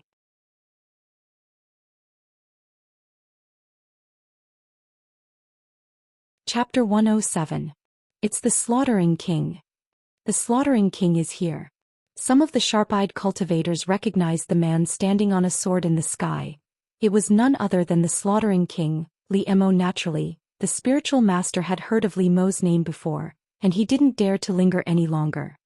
He transformed into a cloud of black smoke and flew westward. Li Mo immediately blocked the spiritual master's path. Not daring to face him head-on, the spiritual master turned to the southwest, only to find Li Mo standing in front of him again. Just like that, the Daoist priest tried to escape in all directions, only to be cornered by Li Mo. Li Mo's expression was cold, and a blue light flashed in his inky eyes. Amidst the black smoke, he saw Yun Ruian in the embrace of a centipede spirit that was completely black in color. Yun Ruian's veil had fallen off, and the right side of her face was swollen and deformed. Clearly she had been poisoned. Although Yun Ruian couldn't move or speak, she hadn't fainted. As a result, the pain continued to torment her and tears began to stream down her cheeks. Li Mo's hands behind his back clenched into fists. Seeing that he couldn't escape from Li Mo, the spiritual master dispersed his black smoke and revealed his true form. Your Highness, I'm only trying to capture a demon. Why are you forcing me? This 1,000-year fox demon harmed the young mistress of the Yun Manor, and it even tried to confuse the crowd. I'm only capturing it for the sake of the common people. You bastard! Li Mo interrupted him coldly, then waved his sleeves at the spiritual master. The beads on Yun Ruian's body that had been glowing with Buddhist light dimmed. Everyone was looking up at the sky. The Yun matriarch and the scions of the Yun family had also emerged from a side hall, and they saw that the fox in the spiritual master's arms had reverted to Yun Ruian's appearance. Do you think a mere illusion can fool those idiots down there? Do you think you can fool me? Li Mo said coldly. It's really a demon crying demon. Li Mo had infused his spiritual energy into his words, so that everyone could hear him clearly. So Yun Ruian wasn't a demon, and everything had been an illusion created by the spiritual master. Could it be that the Taoist priest was the demon? Shi Lan, Peony and Ling Lan had been helping out from behind the scenes. When the commotion broke out in the main hall, they found out that Yun Ruian had been captured by a Daoist priest. The three anxious maids wanted to find Yun Lan and tell him that their young miss wasn't a demon, and that everything had been part of Madame Anne's scheme. But the crowd was chaotic and they were squeezed out of the hall. When the three of them heard the Slaughtering King's words, they immediately cried out, "Our young mistress isn't a demon. That demon was hired by Madame Wang to harm our young mistress. We saw it with our own eyes." Old Master, old Madam, this evil Daoist conspired with First Madam to harm young Mississippi. Yes, old Master, old Madam, please save Miss. The three maidservants spoke one after another with tears streaming down their faces. Master, Mother, don't listen to those girls' nonsense. I didn't harm Ruian. Madame Anne was also in a state of panic. The development of the situation had far exceeded her expectations. Why had the spiritual master suddenly turned on her? Why had the Slaughtering King suddenly appeared? Yun Lan glanced at Madame Anne coldly. Although he didn't say a word, his gaze was enough to frighten Madame N, and she couldn't help but take a step back. Mother. Yun Ruoyao supported Madame N from behind and whispered in her ear, Mother, don't panic. Yun Ruoyan seems to have been poisoned and she might not survive. If she dies, it doesn't matter if she's a demon or human. When Madame N heard Yun Ruoyao's words, she hurriedly looked up and prayed that Yun Ruoyan wouldn't survive. The spiritual master wasn't relaxed either. The fact that Li Mo had been able to see through his illusions so easily and see through his disguise meant that Li Mo's spiritual energy cultivation was far superior to his own. It was clearly unwise to oppose someone as strong as Li Mo, but Yun Ruoyan was simply too tempting to the spiritual master. If he were to give up now, he might never be able to advance any further in his life, and he would forever be a centipede demon. As a result, the spiritual master decided to give it a try. Impressive, Your Highness. The spiritual master turned to Li Mo, but she's in my hands now. If you dare make a move, I'll kill her immediately. If you dare touch her, I'll tear your bones apart and turn you to dust. Li Mo's voice was cold and indifferent, but his anger was obvious. Suppressing his anger, he continued, I don't care what kind of demon you are. Put down the person in your arms and I'll spare your life. Please calm down, Your Highness. The spiritual master laughed. This woman is so ugly that she doesn't pique my interest at all. I don't think your taste is that bad. However, I'm guessing that the reason you're so protective of her is because of her unique constitution. Li Mo didn't respond, but he had already sentenced the spiritual master to death in his heart. He was the only one in the world who knew that Yun Ruoyan was a human furnace. Since this spiritual master knew, then he had to die. The spiritual master relaxed when Li Mo remained silent. There are too many people here. Your Highness, why don't we find a place where we can talk and make a deal? Li Mo's eyes were as cold as ice by this point. He looked at the spiritual master's fingers around Yun Ruoyan's neck, his fingers long and slender, and his fingernails gleamed with a sheen of sharpness. If he hadn't been injured, he could have teleported away to save Yun Ruoyan. However, the journey on the sword had been so turbulent that Li Mo wasn't confident that he could rescue Yun Ruoyan unscathed. Sure. Li Mo took out a pill from his robes and tossed it to the spiritual master for Yun Ruoyan to swallow. The spiritual master caught the pill and saw that it was a high-grade antidote. He smiled at the slaughtering king's generosity before feeding it to Yun Ruoyan. After swallowing the antidote, Yun Ruoyan finally closed her eyes and fainted. The spiritual master led the way with Yun Ruoyan, and Li Mo followed closely behind. Two streaks of sword light, one green and one black, sped westward. As Yun Lan watched them leave, he called out to the sky, Your Highness, I'll leave my daughter in your care. Don't worry, official Yun. With uncle around, nothing will happen to Miss Yun, Li Qianyuan said, coming to Yun Lan's side. The spiritual master stopped at a patch of forest, and Li Mo perched on a treetop about 30 feet away from him. Your Highness, I know I'm no match for you. The spiritual master turned to Li Mo. I can hand Miss Yun over to Your Highness, but you have to agree to one condition. What conditions? Li Mo's voice was devoid of any emotion, only icy coldness. When Your Highness is done and she's no longer useful to you. The spiritual master raised an eyebrow. Can you return her to me? Although the spiritual master didn't say it explicitly, his meaning was clear enough. After the slaughtering king broke through his bottleneck, he would lend the cauldron to him. In the spiritual master's eyes, Yun Ruoyan's ugly appearance was beneath the slaughtering king's notice, and the slaughtering king had been protecting her for the same reason, to use her to improve his cultivation. Once Li Mo broke through, the cauldron wouldn't be of any use to him. Li Mo's fingernails grew out of his hands, and his lips curved in a cold smile. All right, I agree to your request. Can you hand her over to me now? That won't do. The spiritual master smiled. It's not that I don't trust you, slaughtering king, but this treasure is far too important. Whether or not I can break through to become a 9th-rank blade master depends entirely on this cauldron. After a moment's thought, he continued, I want you to swear an oath to the heavens that if you break this oath, you'll be struck by lightning and die a horrible death. The people of the Qianyuan continent believed in the existence of immortals, and believed that humans could become immortals through cultivation. As a result, the people of the Qianyuan continent, especially those who cultivated, took their oaths very seriously. Your Highness, you're a man of your word. If you make this oath, I'll believe you and immediately hand this woman over to you. And if I don't, the slaughtering king sneered. A cold glint appeared in the spiritual master's eyes. If your excellency, the slaughtering king, wishes to take this cauldron for yourself, then let us both perish together. If I can't have it, then neither can your highness. The spiritual master stared at Li Emo, waiting for his reply. At the same time, his hand on Yun Ruoyan's neck didn't loosen in the slightest. After a short silence, Li Emo spoke again. I swear that if I break my promise to you, I'll be struck by lightning and die a horrible death. Good.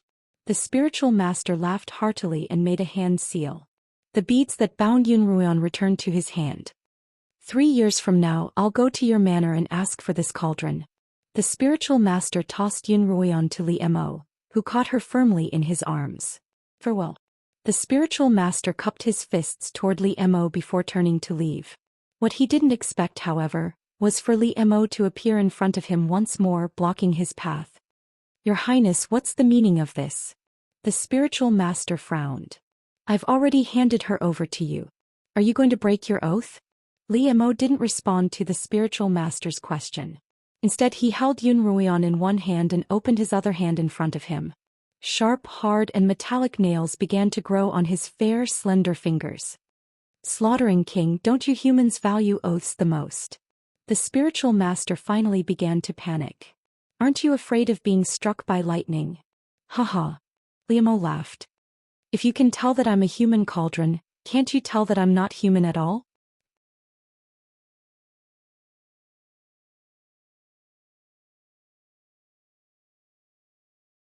Chapter 108.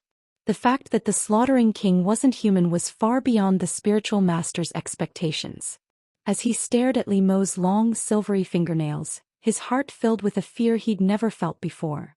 Those oaths and whatnot are just human tricks.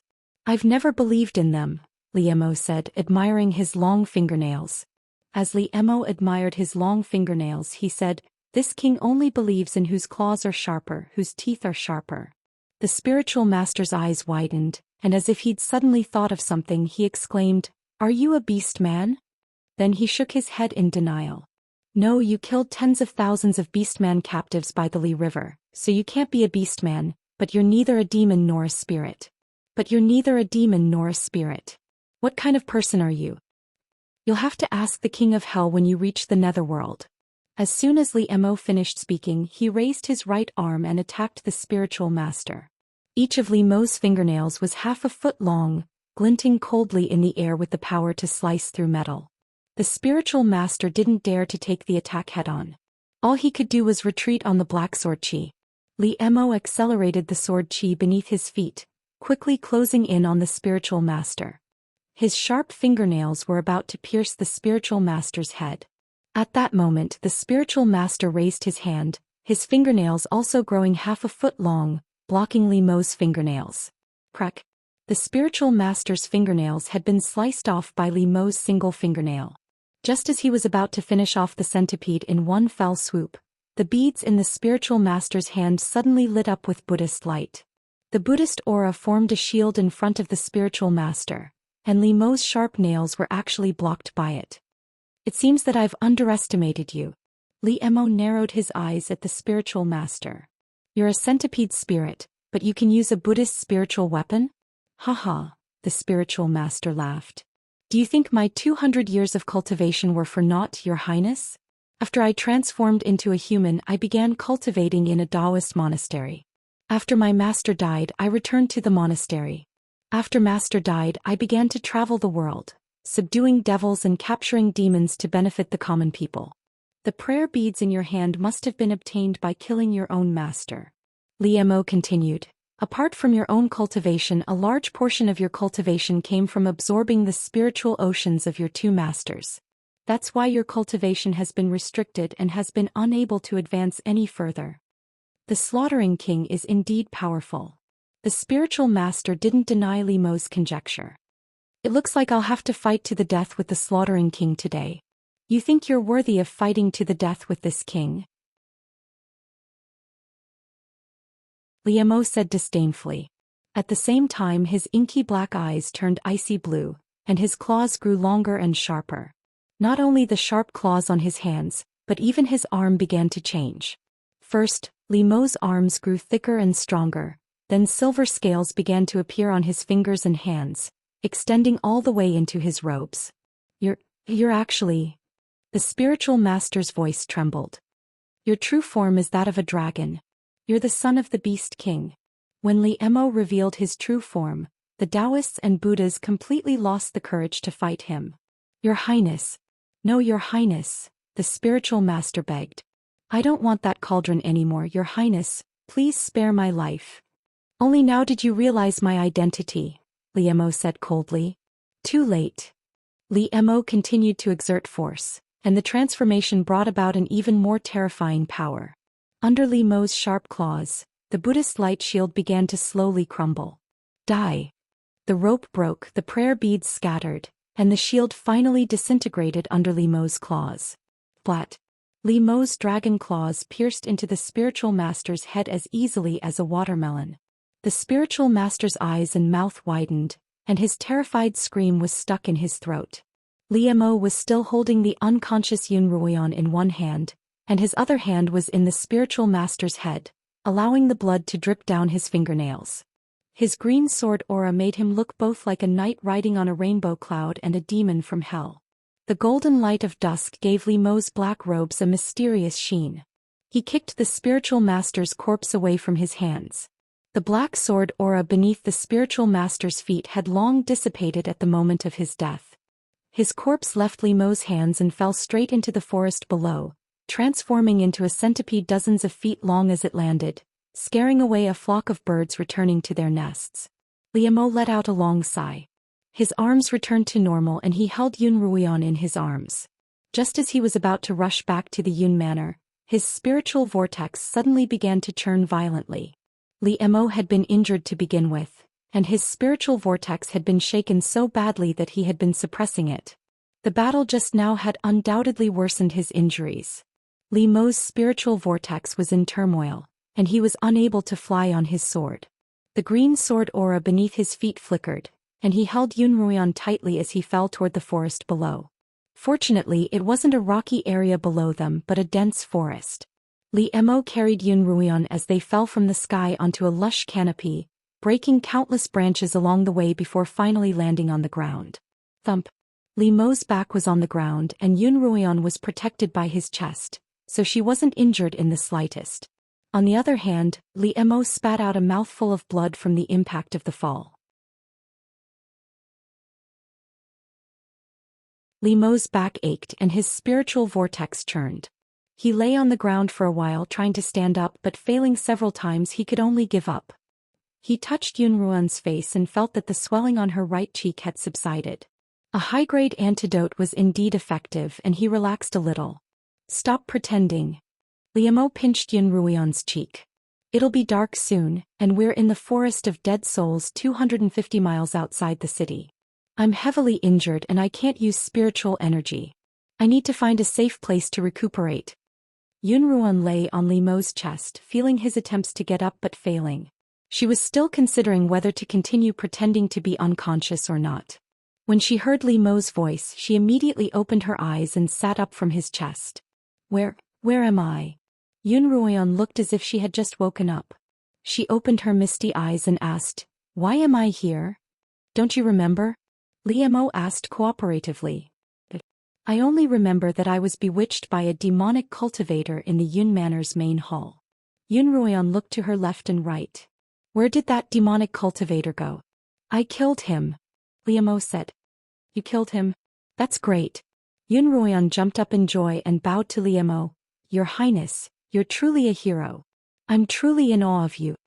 Yun Ruoyan had only said so much to conceal her nervousness.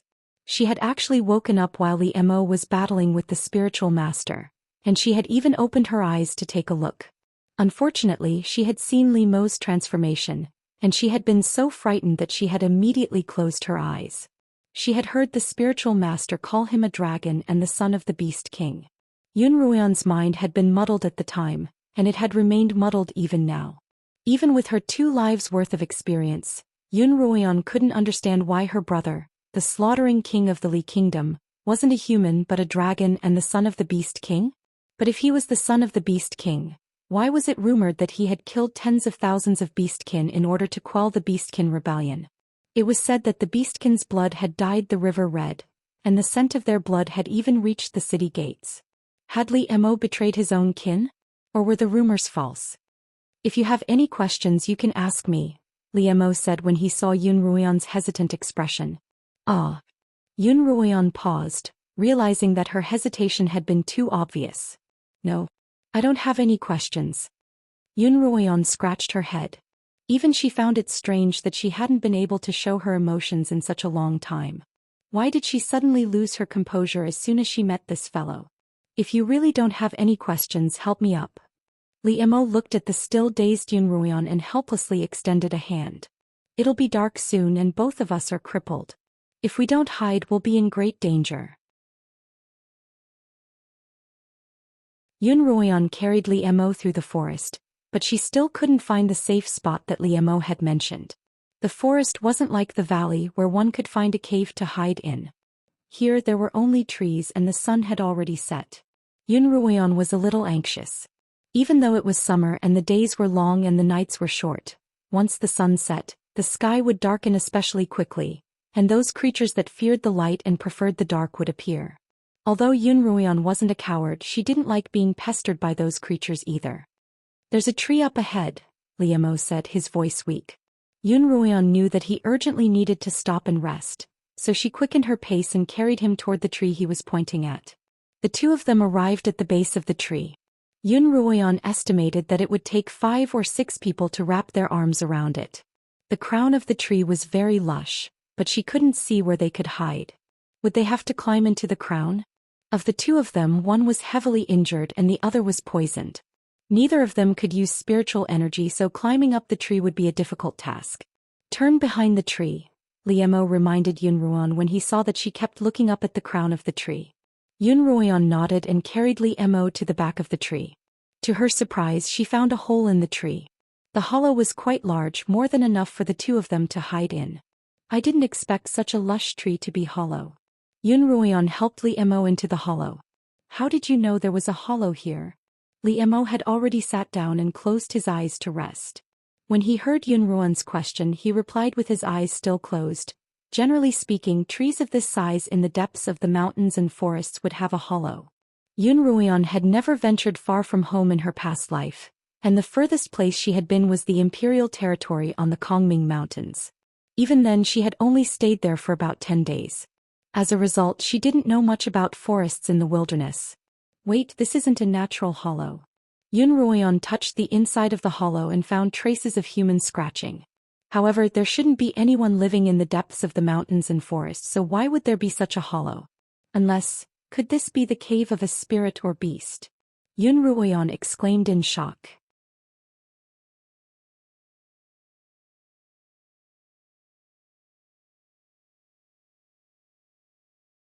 Chapter 109. Li Mo didn't answer Yun Ruoyan's question. However, after a moment's thought, Yun Ruoyan confirmed her suspicions. Yun Ruoyan had heard of the Forest of Dead Souls 250 miles west of the capital. It was a land of Yin with little yang energy and little spiritual energy. To the west of the forest there was a graveyard. Wandering ghosts, unwilling to leave, would wander into the forest in search of animals to possess. Demons, unable to cultivate on their own, would sneak into the city to harm people. However, these demons were generally very weak, and while killing them might be difficult for a low-level cultivator, it would be as easy as killing an ant for a demon hunter. As a result, some of the more cowardly demons didn't dare to wander into the forest. During the day they would go out of the city to hunt down lone cultivators, and at night they would return to the forest. Apart from the demon-possessed demons, there were also a number of beasts that came from all over the world. The Li Kingdom valued martial arts and everyone was allowed to cultivate. As a result, most of the spiritual energy in the mountains, secluded valleys, and secret realms were occupied by humans, and the weaker beasts could only congregate in places where spiritual energy was thin. The tree hole that Yun Ruoyan and Li Mo were in was where these beasts resided. Hey! Yun Ruoyan called out to Li Mo. Li Mo had been meditating for more than 2 hours. By now the sky was completely dark and the tree hole was so dark that they couldn't even see their own fingers. Seeing that Li Mo still didn't respond, Yun Ruoyan took out the beast cores that she had kept in her pocket dimension. The cores weren't very high grade and they only emitted a faint yellow glow. Yun Ruoyan had to take out 5 of them to barely light up the tree hole. What worried Yun Ruoyan the most was that the owner of the tree hole could return at any moment. Both she and Li Mo were crippled, unable to use spiritual energy. If they were to encounter a demon, they wouldn't know how to defend themselves. Chirp chirp chirp chirp, can you hear me? Answer me if you can. Yun Ruoyan tried to communicate with Chirp again, but there was still no response. Not only was there no response, even the Feili blade in her mind had disappeared. Yun Ruoyan's connection with Xiao and the Feili blade relied on her mental energy, which originated from the human brain. She didn't know what sort of poison Rong Yuehong had given her, but she still felt a lingering fear from the excruciating pain. That kind of bone-piercing pain would not only torture people, but it would also destroy their brains and affect their mental strength. With Yun Ruoyan's current level of mental strength, she could barely retrieve a few items from the bracelet's pocket dimension. Yun Ruoyan hugged her knees as she sat by Li Mo's side. She couldn't contact Xiao, nor could she use the Feili blade. The only person by her side was still recuperating, and he was completely silent and unresponsive. Even though it was summer, the yin energy in the forest was so strong that it felt chilly. Yun Ruoyan couldn't help but lean closer to Li Mo. As the night deepened, all kinds of strange noises began to appear in the forest. Hearing these strange noises, which she hadn't heard in a long time, a feeling of fear slowly crept into her heart. Hey! Yun Ruoyan turned to Li Mo once more. Even though she knew that he wouldn't answer her, she still tried to divert his attention and shake off her fear. Why did you take so long to recuperate? Didn't you kill that centipede spirit quite easily? I was hoping that you'd send me home directly, but I didn't expect to fall into this damned place with you. Yun Ruoyan subconsciously looked around. She could see 2 faint shadows reflected on the walls of the cave. Yun Ruoyan's gaze wandered around before landing on Li Mo. Li Mo was dressed in a silk robe that matched his shoulder-length hair. His facial features were all hidden in the shadows, giving him a mysterious, cold, and unapproachable air. The first time Yun Ruoyan had met him, he had been dressed in this manner and he hadn't changed in the past few months. Her eyes suddenly flashed as she looked at Li Mo. Then she leaned closer to him and sniffed. It wasn't smelly. She sniffed again. There was a faint medicinal aroma which Yun Ruoyan knew was unique to pillmasters. Lin Zainan had it on him. Because pillmasters often use their own spiritual flames to refine pills, their bodies would be stained with the unique aroma of spiritual pills that couldn't be washed off. Li Mo was both a pillmaster and a summoner, so it wasn't strange for him to have a medicinal aroma on him. What Yun Ruoyan found strange was that it was said that summoners were born with the aura of wild beasts. They could use spiritual energy to control the size and nature of this aura, thereby attracting, threatening, and controlling beasts. Yun Ruoyan frowned and sniffed as hard as she could. Apart from the medicinal aroma, she didn't smell anything else on Li Mo's body. In fact, Yun Ruoyan had never seen a real beastmaster before, so she didn't know what it was like. Perhaps that kind of aura could only be sensed by beast. Yun Ruoyan stopped sniffing and turned to look at Li Mo's face. It was said that no one had ever clearly seen the slaughtering king's face. His face was always hidden under the shadow of his hair, as if shrouded in a layer of fog. Although he didn't wear a mask, it was difficult to see his face clearly from afar. Although Yun Ruoyan and Li Mo had been in close contact many times before, she had always been on the defensive. Yun Ruoyan naturally didn't want to look at the man's face. Coupled with her nervousness, every time she came face to face with Li Mo, she would either squint or close her eyes.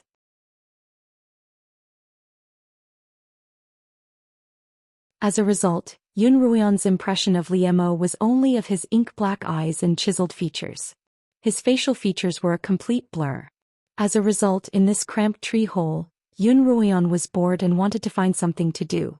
Yun Ruoyan squatted down, picked up a beast core and leaned forward in front of Li Mo. Under the faint glow of the beast core, Li Mo's face gradually became clearer. His eyebrows were very high, his nose was straight and his eyebrows were long and black. His eyes were closed but the slits between his eyes were very slender. Not bad, Yun Ruoyan murmured to herself. Yun Ruoyan muttered to herself, He Xiao looks about 50% like Li Qianhan and 80% like Li Xiao. But his face is too pale, Yun Ruoyan added, tilting her head. Perhaps because he had been hiding in the shadows for so long, Li Mo's face was very white, but it wasn't a pale white, but rather a lustrous white. Yun Ruoyan couldn't help but think back to the right arm that Li Mo had transformed into when he was killing the Daoist priest. That arm was 3 times the size of a normal human arm, and it was covered in scales that glowed with a silvery white light. Yun Ruoyan's heart, which she had just managed to calm down, began to thump again.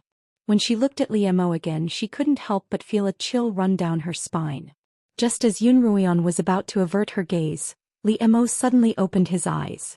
His ink-black eyes glinted coldly as he stared at Yun Ruoyan. Startled, Yun Ruoyan subconsciously opened her mouth to scream, but she managed to cover her mouth in time. Her body fell backward uncontrollably. Li Mo reached out and caught Yun Ruoyan's waist, pulling her into his embrace. Thinking that he was going to touch her again, Yun Ruoyan began to struggle. Let go of me, let go of me. Don't move, something's coming. Li Mo's cold voice rang out by Yun Ruoyan's ear. Something's coming. Yun Ruoyan immediately quieted down. The thing Li Mo was referring to was naturally a demonic beast. Just then, footsteps could be heard from afar. From the sound of it, there were only 2 people. Brother, we've gotten quite a haul today. We can finally have a good meal, a shrill voice called out. Haha. Then the shrill voice laughed coarsely.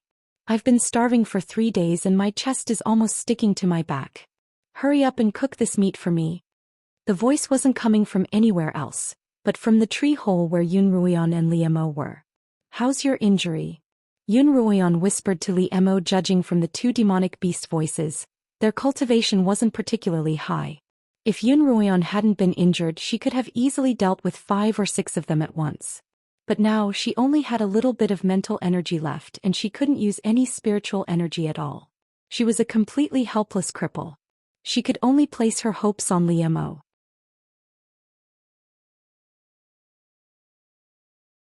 Li Mo's injury had only just stabilized, and he needed a period of quiet cultivation to fully recover. If he were to use spiritual energy now, it would only worsen his injury. As a result, the 2 of them were still cripples. Don't be afraid. Li Mo lowered his head to look at Yun Ruoyan. Although she appeared calm, Li Mo could still sense her nervousness. I'm here, don't be afraid, Li Mo continued. For some reason, as soon as she heard Li Mo's voice, she didn't feel so afraid anymore. I'm not afraid. Yun Ruoyan stood up from Li Mo's lap and fished out a steel dagger from her pants. She stared at the tree hole, waiting for the demonic beast to stick its head out and strike first. Put the dagger away. Li Mo hurriedly stopped her. If she didn't use her spiritual energy, she definitely wouldn't be a match for the demonic beasts with brute force. Moreover, the demonic beasts were so tough that ordinary weapons wouldn't be able to cause much damage to them. Yun Ruoyan turned to Li Mo, unsure of what he meant. Listen to me and put the dagger away. I have my ways, Li Mo instructed. The 2 demonic beasts' footsteps were almost within reach. Yun Ruoyan frowned, decided to trust Li Mo and put the dagger away. Come and sit here. Li Mo motioned for Yun Ruoyan to sit by his side, and she did so without hesitation. Just then another voice came from outside. Brother, something's not right. There's an unfamiliar smell here, a shrill voice called out. An unfamiliar smell? The coarse voice shouted angrily. Which blind fool dares to occupy my territory? Are you tired of living? Along with the sound, a thick leg stepped into the tree hole.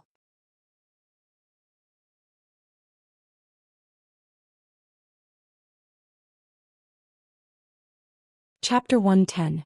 Following that, a huge head popped out from behind the thick leg. Yun Ruoyan could see that the creature that had just entered had a black face and fangs, large ears, small black eyes, and a few tufts of yellow hair on its head. It was a black boar spirit. Which sector you from? How dare you occupy my cave? The boar spirit shouted, glaring at them.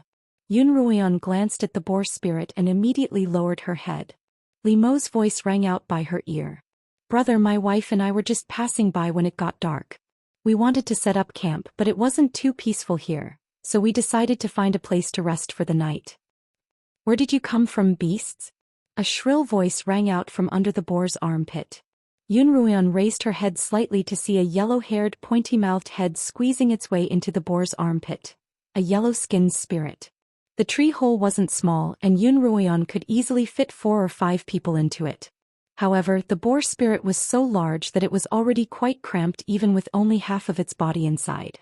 Yunruoan couldn't imagine how these two beasts would be able to rest in a tree hole like this. We came from the Xianfeng Mountains in the south, Liemo replied. My wife and I were originally cultivating on Mount Xianfeng, but not long ago, our residence was taken over by a peak 8th rank blade master. He even threatened to kill us if we set foot on Mount Xianfeng. Liemo sighed. All the good lands in the east have been taken over by human cultivators, and we had no choice but to move west, hoping to find a quiet place to continue our cultivation. But the boar spirit spat on the ground. Humans are getting more and more arrogant by the day. Sooner or later I'll eat their flesh and drink their blood. Sigh. The yellow-skinned spirit sighed.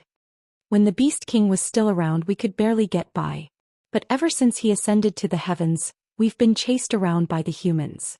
Let alone cultivating, it's hard for us to even survive. Isn't that so? Liemo's tone was mournful and forlorn.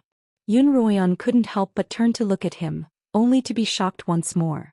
Liemo's appearance had completely changed. His black robes had turned yellow and his inky black hair had turned red. His hair was loosely tied behind his head, revealing a pair of pointy ears. He looked like a fox spirit. Yunruoan slowly reached out to touch herself. Indeed, her appearance had changed. She didn't know if her facial features had changed, but her 2 pointy ears couldn't be faked. Yunruoan was shocked. In the past she had only known how to cultivate, thinking that she could become a truly strong cultivator through constant cultivation. She hadn't expected such a miraculous transformation technique to exist in this world. It seemed that there were still many things about cultivation that she and even most cultivators didn't know about. My wife and I would like to stay here for the night and leave tomorrow morning. Would you be so kind as to accommodate us? Liemo asked.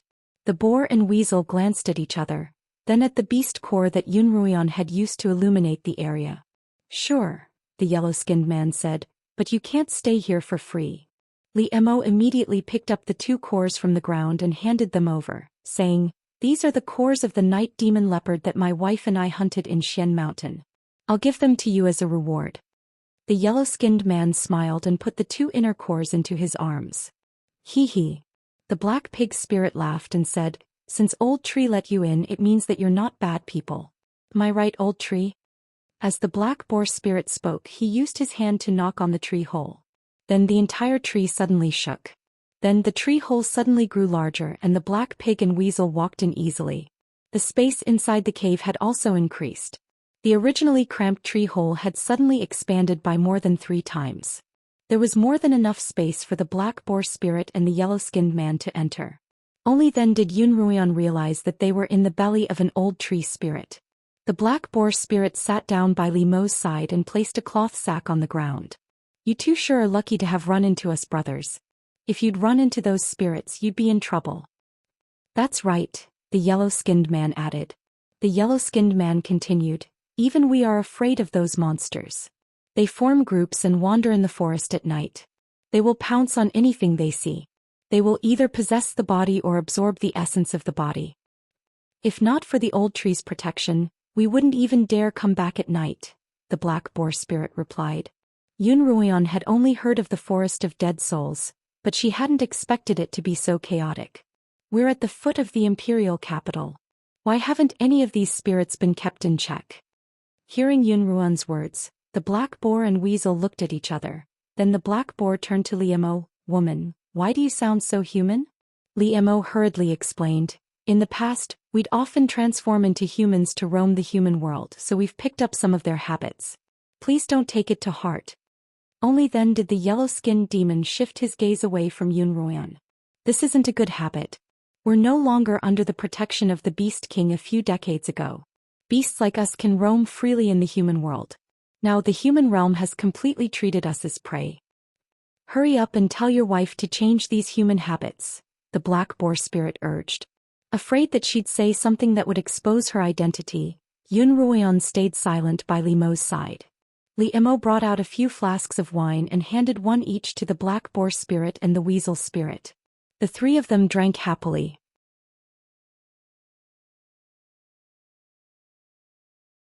Yun Ruoyan was very puzzled. What was this Li Mo's true identity? One moment he'd conjured a dragon's claw, the next he'd turned into a fox spirit and even herself. In that case, was he a human, a dragon, or a fox spirit? Moreover, Li Mo didn't seem to have any trouble interacting with the two beasts at all. It was clear that he often interacted with such creatures. If he were a human, why would he be so cold to humans but so warm to these beasts? Rumble, rumble. While Yun Ruoyan was thinking about these questions, her stomach began to protest. She'd only had a bowl of rice porridge in the morning and she hadn't eaten anything since then. She was famished. Li Mo turned to look at Yun Ruoyan. Just as he was about to speak, the black boar spirit spoke up. I've drunk your wine, so I can't be stingy. Let's go slaughter that fellow right now and get some food for you. Yun Ruoyan looked at the black boar spirit who had stood up. His head was right at the top of the tree hole, and in his hand was the sack he'd tossed on the ground. Weasel, start the fire and roast the meat. The yellow-skinned man sighed and started to light a fire. The black boar spirit carried the sack in his hand to a corner of the tree hole, squatted down and began to untie the straps that bound the sack. Yun Ruoyan was curious as to what was in the sack that would make these two beasts so excited. She tilted her head to take a look. Li Mo turned around, blocking Yun Ruoyan's line of sight. He lowered his voice and whispered into her ear, "You'd better not look." "Why?" "Because you won't like it," Li Mo replied. The more ambiguous Li Mo was, the more curious Yun Ruoyan became. She stubbornly tilted her head to the side, and her gaze brushed past Li Mo's back. She watched as the black boar spirit opened the sack and pulled out a person. "Ah." "Ahem." Li Mo coughed loudly, silencing Yun Ruoyan's exclamation. "Are they going to kill someone to eat?" Yun Ruoyan asked, her voice filled with fear.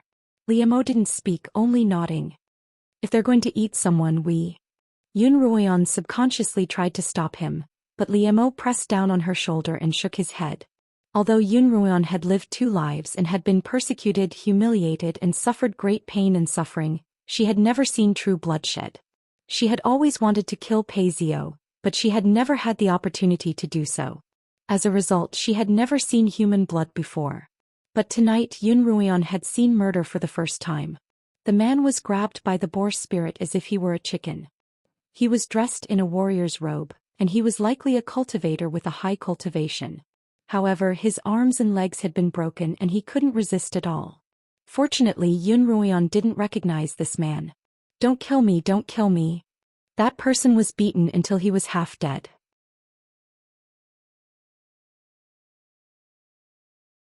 Seeing the black pig spirit pull out a shining butcher's knife from his waist, he was so frightened that he could not help but beg for mercy. Heh heh. The black boar spirit seemed to enjoy this person's begging for mercy. He looked at him and said, "You are a demon hunter, so you should focus on catching demons. Why are you doing the business of dealing with demons?" The man was so frightened that he didn't have the energy to answer the boar's question. All he could do was beg for his life. "It's been a long time since I've tasted human flesh. I didn't want to eat you, but you've killed so many of my kind and skinned so many yellow-skinned ones. If I don't eat you back, I'll be in big trouble." The boar spirit didn't waste any more words and slashed down. With a poochie sound, the man's begging turned into a blood-curdling scream, and then there was no more sound. Yun Ruoyan subconsciously grabbed Li Mo's arm tightly, but her eyes stubbornly stared in the boar spirit's direction. The warrior lay silently on the ground and a large amount of blood flowed onto the ground. Very quickly, it seeped into the ground, leaving not a single trace behind. Presumably it had been absorbed by the old tree. The boar spirit waved his cleaver around the man's body, beginning to dismember him like a butcher. Yun Ruoyan finally couldn't bear to watch any longer. She turned around, her hand still tightly clinging to Li Mo's arm. "Don't worry, there'll be barbecued meat soon." The yellow-skinned man was still fanning the flames, drooling from the corners of his mouth to the ground. Yun Ruoyan felt her stomach churn and she couldn't help but want to vomit.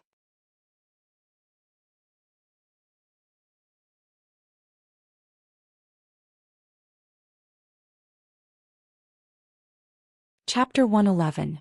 The sound of the blade cutting into flesh resounded in the tree hole, and the stench of human blood became thicker and thicker in this small space. Finally Yun Ruian couldn't take it anymore and began to retch. In the imperial territory Yun Ruian had seen rivers of blood and she had seen corpses. However, the blood had belonged to magical beasts, and the corpses had been killed in a single blow. Now however the black boar was brandishing his blade as if he were chopping up a chicken or duck on a chopping board, preparing to roast it. Li Mo patted Yun Ruian's back lightly. Yun Ruian turned to look at him. Seeing that his expression was as calm as ever, she guessed that he must have seen something like this before. It was said that the army often fed human flesh to beasts, and the beasts that ate human flesh would become even more ferocious on the battlefield. Li Mo had entered the army before the age of 10, so it was no surprise that human flesh was a common sight. It was also said that there were ruffians in the army who liked to eat human flesh. When they caught the leader of an enemy, they would chop him into minced meat, mix it with porridge and then share it with the rest of the army. Apparently Lin Qingxue had told this story to Yun Ruian, and Lin Qingxue had heard it from Uncle Lin. When Uncle Lin was young he had accompanied Lin Zainan in the army for a long period of time. He said that when the army was short of rations human porridge was a great source of nourishment. Yun Ruian's gaze landed on Li Mo's lips. His thin lips were pursed and the corners of his mouth were curled up as if he were smiling. Yun Ruian's brows furrowed as she imagined Li Mo eating human porridge. Her stomach churned even more as she imagined it. "I don't want to eat that meat," Yun Ruian whispered, averting her gaze. The smile on Li Mo's face grew wider. From the first time he had seen Yun Ruian, she had remained calm and composed as if nothing could cause her to panic. This was the first time Li Mo had seen Yun Ruian in such pain. Li Mo couldn't help but want to tease Yun Ruian a little. "Human flesh is so tender that it melts in your mouth and it's even tastier than most animal meat. It'd be a pity if you didn't try it." When Yun Ruian heard this she felt a sour feeling rise up from her stomach and she couldn't help but retch twice. At this time, the black boar spirit had already brought over the processed human flesh and was ready to roast it over the fire. Out of the corner of her eye, Yun Ruian glanced at the 2 ears strung on the wooden stick. She immediately closed her eyes, but she couldn't stop the image of arms and legs being roasted over a fire in her mind. She really couldn't stay here any longer. Just as she was about to stand up and leave, Li Mo placed a hand on her shoulder. "What happened to your wife?" While the black boar was busy he turned his big head and asked, "You don't look good. Are you starving?" "Hee, don't worry, I'll leave the fattest thigh for you later." Yun Ruian immediately covered her mouth and started retching again. "Why are you vomiting?" The black boar looked at Yun Ruian suspiciously. As Li Mo gently patted Yun Ruian's back he smiled. "My wife's expecting and her appetite hasn't been very good lately." "Oh, I see." The boar spirit didn't suspect a thing and continued working. "In that case I'll prepare some lean meat for your wife later." Just as Yun Ruian was worrying about what to do next, she suddenly heard footsteps in the distance. Not good. The weasel, who had been squatting by the side, turned around warily and looked at the dark forest outside the tree hole. "This smells so fragrant that it's attracted that annoying fellow." "Old tree, close the door." The black boar spirit raised his head and barked at the top of the tree hole. The tree trembled and the tree hole closed like the jaws of a wild beast. "Brother, that fellow has already smelled it." "I'm afraid he won't be so easily fooled," the weasel told the boar spirit. "Tui." The black boar spirit spat a mouthful of saliva into the fire and said angrily, "What is this? Once it sees you it swallows you whole, not even bones are left. Sooner or later I will eat its flesh and drink its blood." Yun Ruian didn't know what the black boar and weasel were talking about, but she was grateful to it now. She hurried over and snatched all the human flesh away. The footsteps soon reached the outside of the big tree and then came the sound of knocking on the tree. "Black boar spirit, weasel." A loud voice called from outside the tree. "Grandpa knows you're inside, but you didn't even show your filial piety to your grandpa. You're trying to eat all the delicious food for yourself." Seeing that the boar and weasel were both silent, Yun Ruian turned to Li Mo. Li Mo frowned, his expression serious. "What's outside?" Yun Ruian asked softly. "It's a bear spirit," Li Mo replied. "From the sound of its voice, it's probably already cultivated an inner core." "An inner core? Do beasts have inner cores? Yun Ruoyan only knew that beast had inner cores, but she didn't know that beasts could also cultivate one. Li Mo nodded but didn't explain much. Instead he lowered his voice and said, I can't use too much spiritual energy right now, so the illusion I'm using isn't very profound. I'm afraid the bear spirit will see through the illusion, so hide behind me and don't show your face. Only then did Yun Ruoyan realize that she and Li Mo hadn't transformed into foxes. Rather, it was Li Mo's illusions that had fooled everyone, including Yun Ruoyan herself, into thinking that she had transformed into a fox spirit. Quick, get this old tree spirit to open the door. The black bear spirit continued pounding on the tree, causing it to tremble. Otherwise, I'll set fire to the tree.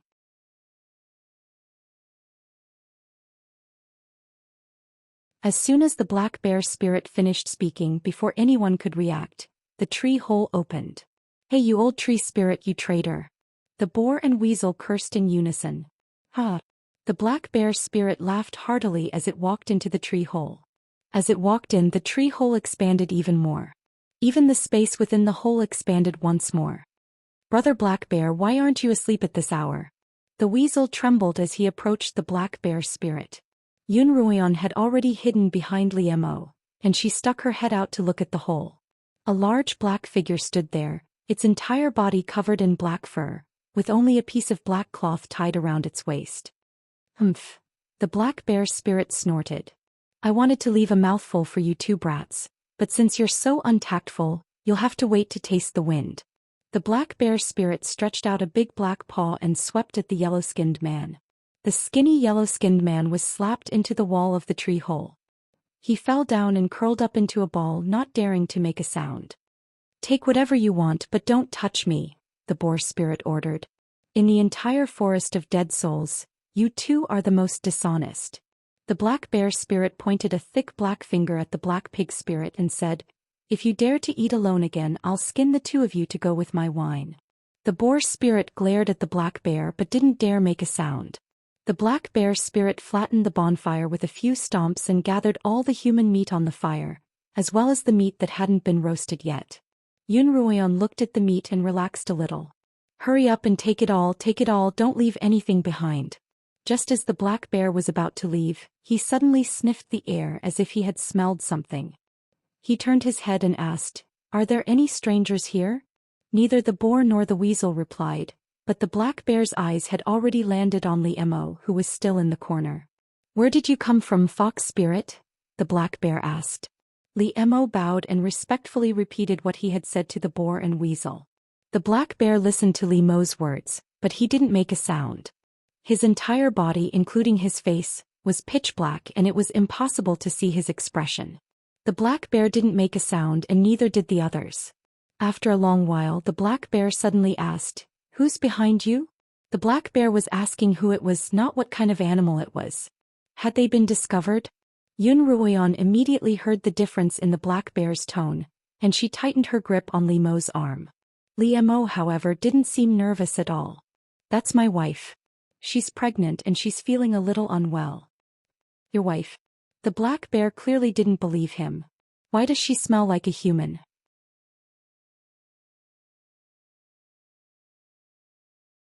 My wife and I often wander around the human world, so we've caught the scent of humans, Li Mo explained. They're indeed two fox spirits, but they're only here temporarily. They'll leave tomorrow, the boar spirit added. Right, they're just passing by. There's nothing suspicious about them, the weasel chimed in. The black bear glanced at them, then at Li Mo before finally turning to leave. Yun Ruoyan couldn't help but heave a sigh of relief. But just then the black bear spirit suddenly retracted its foot that had already stepped forward. No, my nose has never been wrong. There's indeed the scent of a living person here, and a very fragrant one at that. The black bear muttered to himself before walking up to Leo. Have your wife come out, I want to examine her. What, you don't dare. Seeing that Li Mo didn't move, the black bear roared, Little fox spirit, how dare you hide human flesh? Are you tired of living? The black bear thought that Li Mo was hiding someone just like the other beasts, and it extended its black claws at Li Mo. How dare you? Li Mo bellowed, his voice laced with a hint of authority. First the old tree spirit trembled, Then the black boar spirit and the weasel spirit couldn't help but take 2 steps back. The black bear spirit was also forced to take a step back. I didn't expect you to be such a formidable character. The black bear only took a step back before regaining his footing. I've been trapped in this forest for a very long time, and I haven't met a worthy opponent. Today I'll spar with you. After the black bear spirit finished speaking, he let out a roar. His already huge body began to grow with this roar.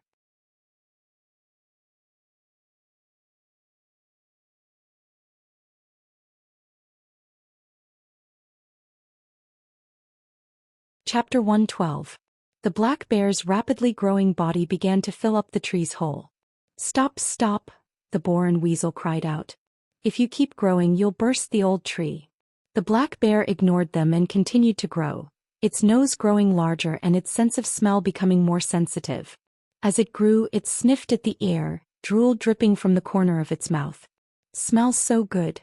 The black bear's eyes shone with greed. It lowered its head and looked down at Liam, little fox who's hiding behind you. Why does it smell so good? I'm going to have a taste today. As soon as it finished speaking, the black bear spirit pounced on Liam, its massive maw wide open. Thump. Liam's foot landed squarely on the black bear's chest, sending the bear's massive body flying. The old tree spirit's hole instantly expanded, and the black bear spirit's body flew out of the tree hole. You're courting death. Liam growled coldly. Hiding behind Liam's back, Yunruian saw his yellow robe change color once more from yellow to silver. Even his hair, which had been tied up in a yellow bun, had turned silver. An aura far stronger than Yunruian could imagine emanated from Liam's body. Thump. The black bear flew far away, smashing through several large trees before landing with a loud crash. Because the sound was so loud, the entire forest of black ghosts seemed to tremble. The boar and weasel both stared at Liam, dumbfounded. Liam turned his head slightly, a pair of icy blue eyes sweeping across them. The boar and weasel felt their legs go limp and they knelt down, trembling all over. Yunruian, who was standing behind Liam, also stared in shock. No matter how strong her mental fortitude was, it was hard for her to digest the shock of Liam's transformation and his powerful aura. Liam turned around, his gaze finally landing on Yunruian. Sensing Liam's gaze, Yunruian slowly raised her head, only to meet a pair of icy blue eyes and a devilishly beautiful face. That face gave Yunruian a sense of familiarity, but at the same time a sense of unfamiliarity. Enveloped by that icy blue gaze, a pair of eyes that often appeared in her dreams flashed through her mind. They were also icy blue, and they emitted a cold light that had been silently watching her for countless nights. Is that you? Yunruian suddenly asked. What? Liam raised his silver-white eyebrows. Who? Were you the man at the flower viewing party that day? Yunruian blurted out. Liam's lips curled up into a smile. Damn it. This woman actually remembered. Liam had thought that Yunruian would have forgotten about him once she was cured of the poison.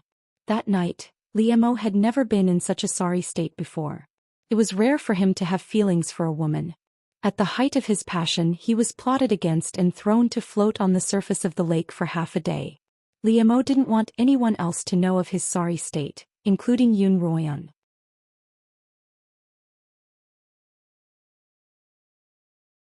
No. Liam replied coldly.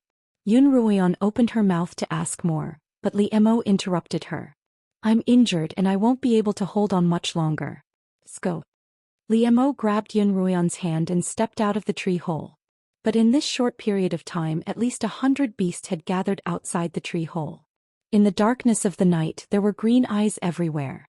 Apart from the beasts, there was also a group of will-o'-the-wisps floating around. Who are you? This question came from the black bear spirit.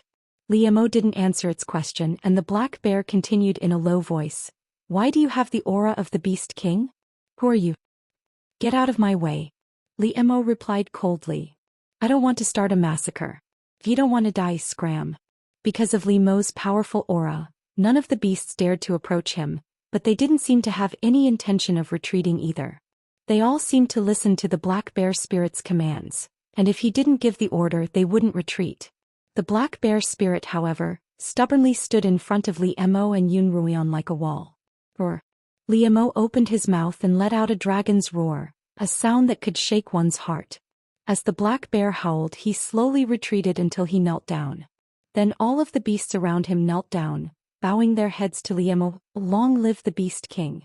Long live the Beast King! The black bear spirit opened its mouth to call out, and all the other spirits also began to call out along with it. One call after another, the black ghost forest was filled with the sounds of worship. Yunruoyan's shock was at its peak. Too many questions intertwined in her head and she couldn't make heads or tails of them. Scope. Limo's voice suddenly sounded by her ear, and Yunruoyan felt her body lighten as she was lifted into the air by Liemo. Beast King, don't go. Beast King will forever be loyal to you. Beast King, come back. The two of them stepped on green sword auras and quickly rose into the air, leaving behind the cries for the Beast King. Liemo directed the sword to fly in the direction of the eastern capital. As soon as they exited the forest, they could see the moonlight. A strand of silver-white hair brushed against Yunruoyan's face. Yunruoyan reached out and grabbed the strand of hair. Who are you? The slaughtering king, Liemo. Other than that, Yunruoyan continued, do you have another identity? Liemo didn't respond. Clearly, he didn't want to answer her question. Who exactly are you? Yunruoyan's curiosity compelled her to ask again. Liemo finally spoke. On the Qinyuan continent, everyone who knows my true identity is dead and everyone who's seen my true face is also dead. So your life is mine now. As he spoke, a cold hand slowly tightened around Yunruoyan's neck. As the hand tightened around her neck, Yunruoyan began to feel suffocated. You won't kill me, Yunruoyan said. I won't kill you? Limo's cold voice carried a hint of amusement, but Yunruoyan couldn't decipher the meaning behind it. There was mockery, but it wasn't just mockery. Why are you so sure? Limo's amusement had turned into laughter. But surely it wasn't because of Yunruoyan's beauty. Cough, cough. Since you've spent so much effort to save me, of course you won't kill me. The large hand continued to tighten, and the feeling of suffocation grew stronger and stronger. Yunruoyan began to cough dryly. Haven't you heard others say that the slaughtering king acts on a whim? Liemo continued to squeeze Yunruoyan's neck. Since I've spent so much effort to save you, I can kill you whenever I want. Yunruoyan's vision began to blur, and the bright moon on the horizon began to darken. Am I going to die just like this? I can't accept this. Yunruoyan finally closed her eyes. But at this time there was a violent shaking under the feet. The azure light sword seemed to have lost control and started to shake randomly. By then Limo's hand had lost its strength and it slid off Yunruoyan's neck. Then, as if his entire body had lost its strength, he fell from the sword. Yunruoyan didn't know whether to rejoice or cry. Liemo had actually fainted. Without Limo's command, the sword turned into a streak of green light and burrowed into Limo's body. But Yunruoyan was held tightly in Limo's arms as they plummeted. Hey, wake up. We're going to fall to our deaths. Yunruoyan screamed, but Liemo didn't react at all. There was no way they could survive a fall from such a height. Thankfully, there was someone to cushion their fall. The wind whistled past Yunruoyan's ears. She shut her eyes tightly, her arms subconsciously tightening around Liemo's splash. Just as Yunruoyan thought she was doomed, the two of them fell into the water, creating a huge splash.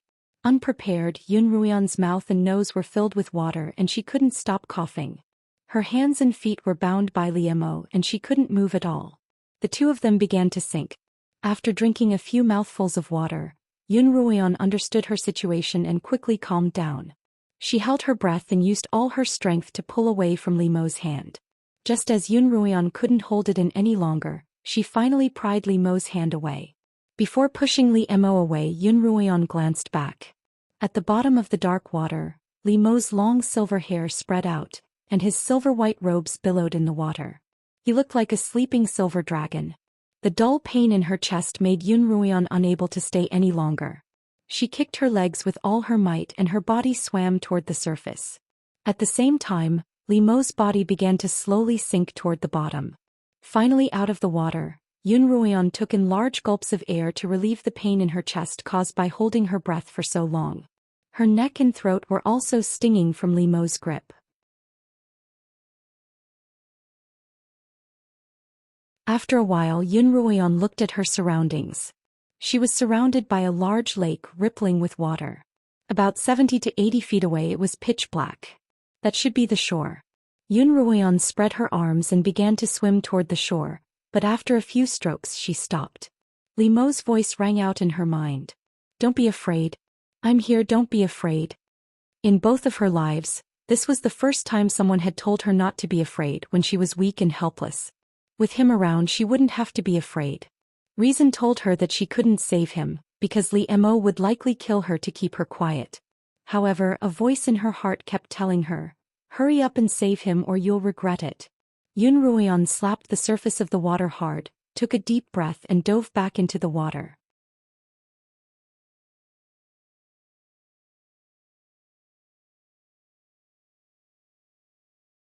Chapter 113. Yun Ruoyan dove back into the water. Visibility was poor in the water, and Yun Ruoyan didn't see any trace of Li Mo. She wanted to dive down to the bottom of the lake to search for Li Mo, but the robe she was wearing was too much of a hindrance. Anxious, Yun Ruoyan floated to the surface of the water and tore off the clothes she was wearing, leaving only her undergarments. Then she took a deep breath and dove back into the water. This time she dove all the way to the bottom of the lake. Finally, she saw a silvery figure in the water and she swam toward it with all her might. Li Mo lay silently at the bottom of the lake. In a short time, a large school of strange fish had gathered around him. Yun Ruoyan couldn't see what those fish looked like, but they were all large and black, at least 3 times the size of a normal fish. Yun Ruoyan tried to get close to Li Mo, but the school of fish actually attacked her. Yun Ruoyan knew that there were man-eating fish lurking in the deep waters of the lake. Yun Ruoyan pulled out her dagger and swung it around to chase the fish away. After much effort, Yun Ruoyan grabbed Li Mo and swam toward the surface of the lake. Those fish weren't easy to deal with. Although they didn't attack Yun Ruoyan and Li Mo as a group, they surrounded them. One of the fish even suddenly attacked Yun Ruoyan, biting the dagger in her hand and trying to snatch it away from her. Yun Ruoyan was so angry that she lost all strength in her hands, and the dagger was snatched away by a large fish. Because of the strength in her hands, Yun Ruoyan's anger dissipated.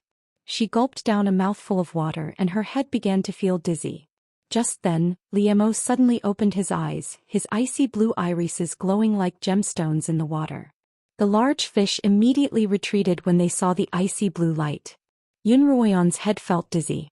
With a burst of strength that she didn't know she had, she finally managed to drag Li Mo out of the water. Yun Ruoyan rushed out of the lake, gasping for air as she hugged Li Mo tightly and swam toward the shore.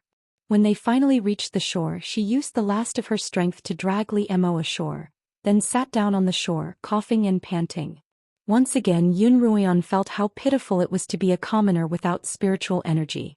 After recovering some of her strength, she went to check on Li Mo's condition. Looking at his peaceful face and even breathing, it was no different from sleeping. Once she was sure that Li Mo was fine, she sat down on the shore once more. After resting for a while longer and gathering more energy, she climbed up and pulled Li Mo higher up the shore. You're really heavy. Every 2 steps Yun Ruoyan had to catch her breath. After about 15 minutes she finally managed to pull Li Mo to a flat, dry and secluded spot. Yun Ruoyan was hungry, tired and drenched in sweat. Although it was a summer night, she still felt a chill in her heart. Yun Ruoyan forced herself to her feet and surveyed the terrain around her. She found that her surroundings were quite spacious, and there were no trees in sight. Without the forest there would be no more spirits. Relieved, she hugged her knees and sat down beside Li Mo. Exhaustion overwhelmed her, and her body tilted to one side. Finally she collapsed onto Li Mo's body and fell asleep. Su Bei led a squad of black-robed guards and began searching westward from the Yun Manor. Finally they found Li Mo and Yun Ruoyan at dawn. At the time, Li Mo had just woken up, but Yun Ruoyan was in a deep sleep. She was only wearing a thin inner garment. After a night's sleep, Yun Ruoyan's entire body was cold, and Li Mo sat up with her in his arms. A silver-robed Li Mo was hugging a woman as they leaned against a slope. The morning sun shone down on them, gilding them with a layer of gold. This was the scene that Su Bei saw when he found Li Mo. Your Highness, I'm late.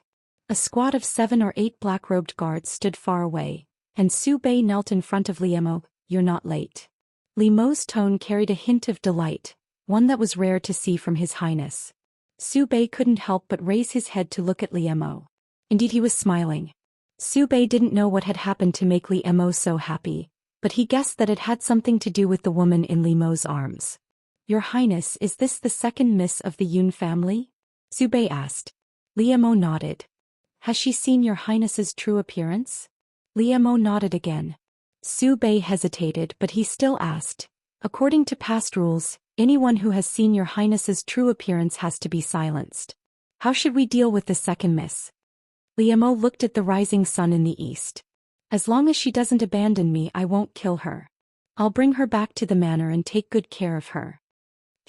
After sleeping for an unknown period of time, Yun Ruoyan finally woke up, but she didn't want to open her eyes. The soft sensation beneath her was so comfortable that she didn't want to wake up. Just then a pair of eyes appeared in her mind, a pair of icy blue eyes staring straight at her. Yun Ruoyan opened her eyes in shock, completely awake. The first thing she saw was a violet drapery, a soft bed and the sound of birds chirping by her ear. It should be early in the morning. Yun Ruoyan surveyed her surroundings. She was in an unfamiliar room, but it was elegantly decorated. Just like her own bedchamber, it was divided into an inner and outer room. Yun Ruoyan was currently sleeping in the inner bedroom, and a small sitting room was separated by a beaded curtain.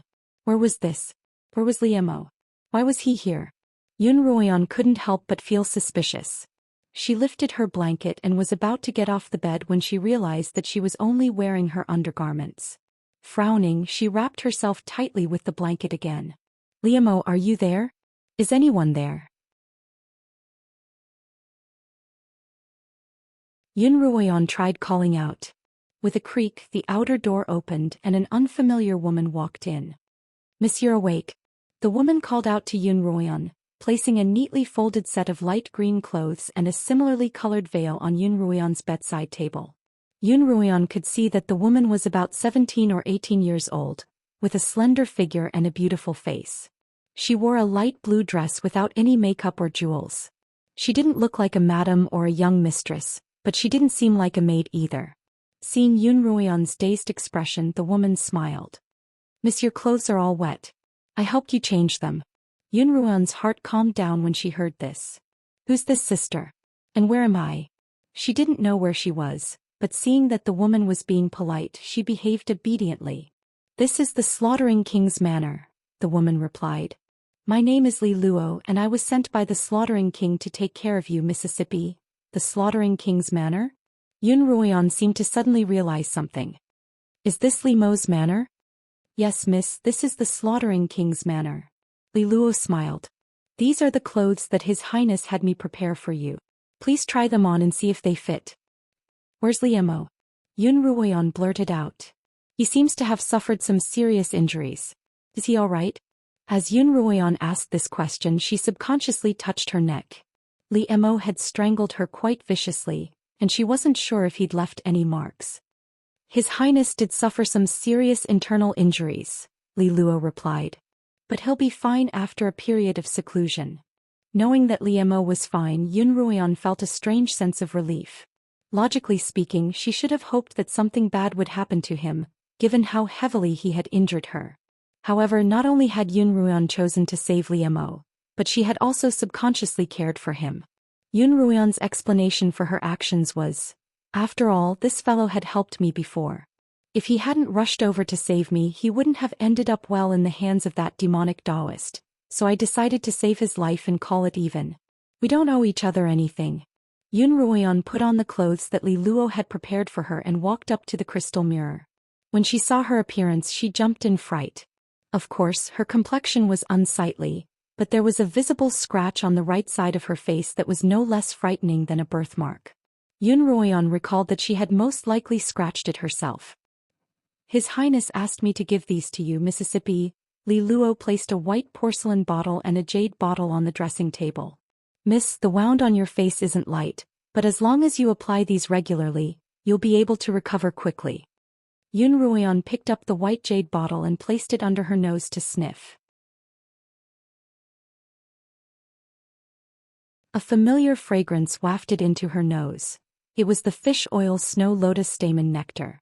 Needless to say, that bottle was the deep-sea mud cream that cleansed the complexion and whitened the scars. Yun Ruoyan had already used up the previous 2 bottles, and if Li Luo hadn't brought this one out, she would have forgotten that she still owed Li Mo for giving her the cream.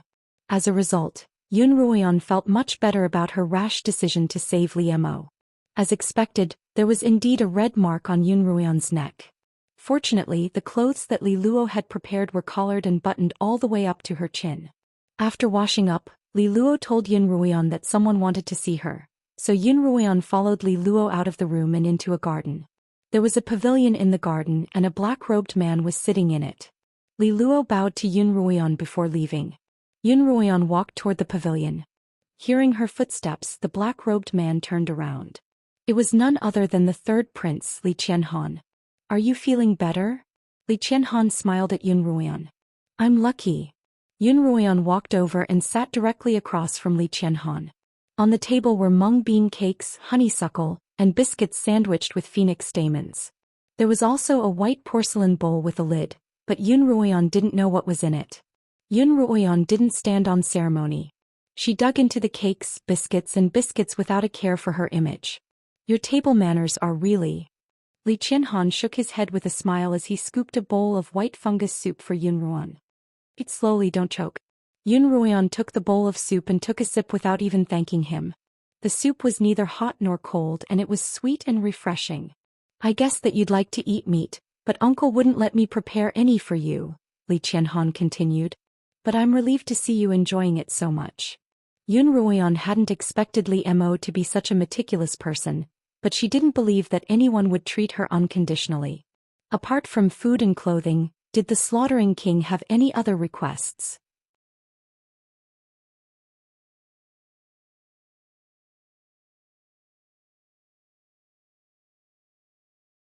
Chapter 114.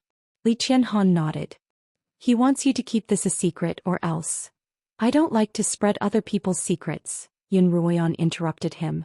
Although she was still curious about Li Mo's true identity, and even had the urge to ask Li Qianhan about it, she chose not to. Whether Li Mo was human or not, whether he was the slaughtering king or the beast king, what did that have to do with Yun Ruoyan?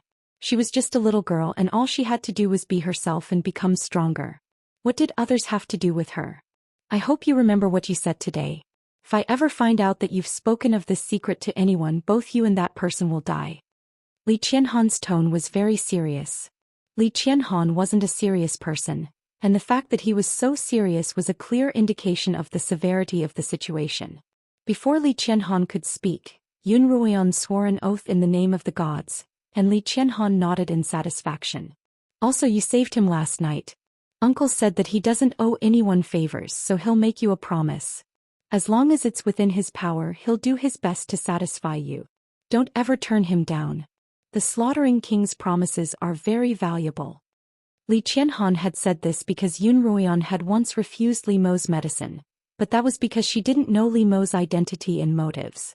Yun Ruoyan definitely wouldn't turn him down now, and there was something she needed his help with. "I have a brother named Yun Moxiao.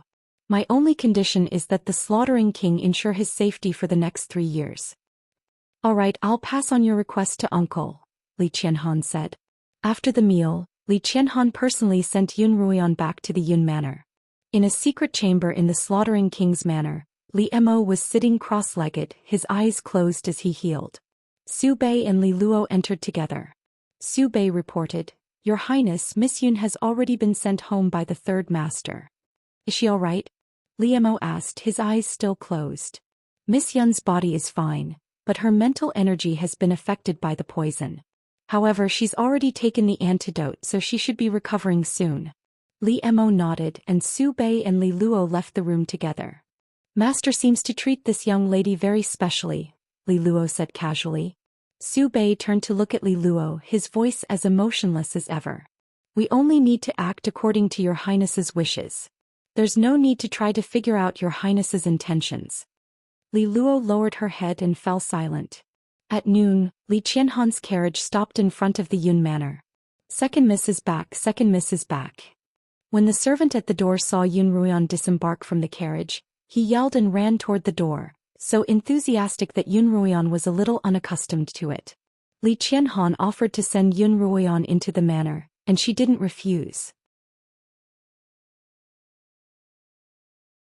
Just as the two of them were about to enter the manor, the sound of galloping horses could be heard. From the sound of it, it seemed to be a group of a dozen or so horses. The horses galloped quickly, and in the time it took for Yun Ruoyan to turn her head, they had already reached the gates of the Yun manor. Yun Ruoyan immediately spotted the youth on the flaming steed at the head of the pack. Yun Ruoyan recognized him immediately. He was dressed in dark red flexible armor, and had a heroic air about him. He was none other than Yun Ruoyan's brother Yun Maxiao, whom she hadn't seen in many years. "Brother!" Yun Ruoyan blurted out. Yun Maxiao didn't immediately recognize Yun Ruoyan, but the girl in front of him was dressed in a light green chiffon dress. Her jet-black hair was combed into a simple bun, and she wore a veil that matched the color of her dress on the right side of her face. "Brother, it's me, Ruoyan." Yun Ruoyan had already turned and was walking toward the youth's horse. "You're... Yun Maxiao finally recognized Yun Ruoyan, and he dismounted and walked toward her. "Brother, you're finally back." "And I'm back." The two siblings stood facing each other, Yun Ruoyan crying tears of joy and Yun Maxiao's eyes reddened. Yun Maxiao was even more muscular and mature than the last time Yun Ruoyan had seen him, but his facial features hadn't changed much. As a result, Yun Ruoyan was able to recognize him immediately. Yun Ruoyan, on the other hand, had changed significantly. Not only had she grown taller, but her entire demeanor had changed. Yun Maxiao's impression of his sister was that of a timid, melancholy girl, and even her smile seemed to carry a shadow. But the Yun Ruoyan in front of him was smiling brightly, as if she were a sunflower under the sun. "Bon, you've changed. You've gotten prettier." Yun Maxiao reached out and smoothed out a strand of her hair that had been blown about by the wind. "Brother, you haven't changed at all. You're still as handsome as ever." Yun Ruoyan stood on her tiptoes and patted her brother's shoulder. The two siblings looked at each other and suddenly burst into laughter, their laughter traveling far into the Yun manor. "I won't disturb the two of you any longer," Li Qianhan said. He'd been afraid that Yun Ruoyan would be scolded upon returning to the manor, so he'd wanted to personally explain things to his brother. But now that Yun Maxiao was back and with him protecting Yun Ruoyan, no one would dare bully her. Yun Maxiao had spent most of his time in the army, so he wasn't familiar with Li Qianhan. After Yun Ruoyan introduced him, Yun Maxiao hurriedly bowed to Li Qianhan. Li Qianhan was naturally carefree and unrestrained, and he didn't care much for formalities. After exchanging a few words with Yun Maxiao, he left. "First young master, second miss, please enter the manor." The housekeeper, old Wu, walked out of the manor and urged Yun Ruoyan and Yun Maxiao. "The old madam and the master are waiting for you in the great hall." The siblings chatted as they walked toward the great hall. Yun Maxiao told Yun Ruoyan that he'd arrived at the Yun manor last night. When he'd heard that Yun Ruoyan had been abducted to the west by a demon, he hadn't rested at all. "We chased them all the way to the forest of dead souls this morning," Yun Maxiao began. "I guessed that you'd been abducted into the forest, and just as I was about to enter the forest to find you, a fire suddenly broke out. There was clearly no wind, but the fire was so intense that the entire forest was ablaze." When Yun Ruoyan heard her brother's words, she was immediately certain that Li Mo had sent someone to start the fire, and that the 100-odd beasts in the forest had all seen Li Mo in person, so they'd all been silenced. It seemed that Li Mo's words were true. All those who'd seen him in person had died, save for Yun Ruoyan. Yun Ruoyan couldn't help but feel a little shocked. Knowing was one thing, but hearing it from Yun Maxiao's own ears was another. "Ruoyan, come and let grandmother take a look." The Yun matriarch's voice came from afar. Yun Ruoyan walked into the great hall and took the Yun matriarch's outstretched hand. "Grandmother, I'm fine. It was the slaughtering king who saved me." Yun Lan sighed in relief when she saw that Yun Ruoyan was safe and sound. "Yen, do you know where the slaughtering king is right now? He saved your life, so we should pay him a visit to thank him." "The slaughtering king suffered some minor injuries from his duel with that demon, and he's currently recuperating. It's not convenient for us to disturb him," Yun Lan replied.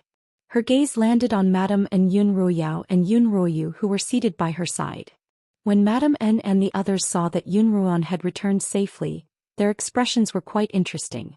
Now they were doing their best to conceal the unease in their hearts. Yun Ruian looked straight at Madame N. Mother, why are you still sitting here? Yun Ruian's question was so sudden that everyone present was a little dazed, and none of them understood what she meant. Ruian, I'm glad you're all right. You've been gone for an entire day and night and I've been worried sick. Madame N calmly replied, now that you're fine I can finally relax. I'll be heading back to the Ruilan Manor. Yun Ruian had to admire Madame Anne's ability to lie to her heart, but she just loved to expose her lies. Mother, Yun Ruian began.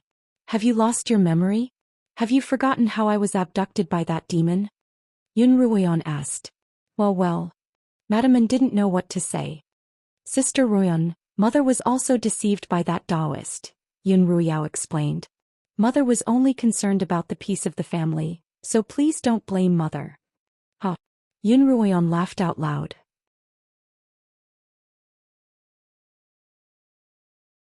Just by saying that she'd been tricked and that it was for the sake of the family's peace, he was able to wipe away all the shock she'd experienced over the past day and night. Surely it wasn't that easy? Father, I have something to ask you, Mother, Yun Moxiao said before Yun Ruian could speak. Before Yun Lan could respond, Yun Moxiao turned to Madame and yesterday, I heard from my family that the demon who abducted Ruan was summoned by Mother. Mother even accused Ruian of being a demon at grandmother's birthday banquet, but it's been proven that Ruian isn't a demon. Mother, shouldn't you take some responsibility for your own mistakes?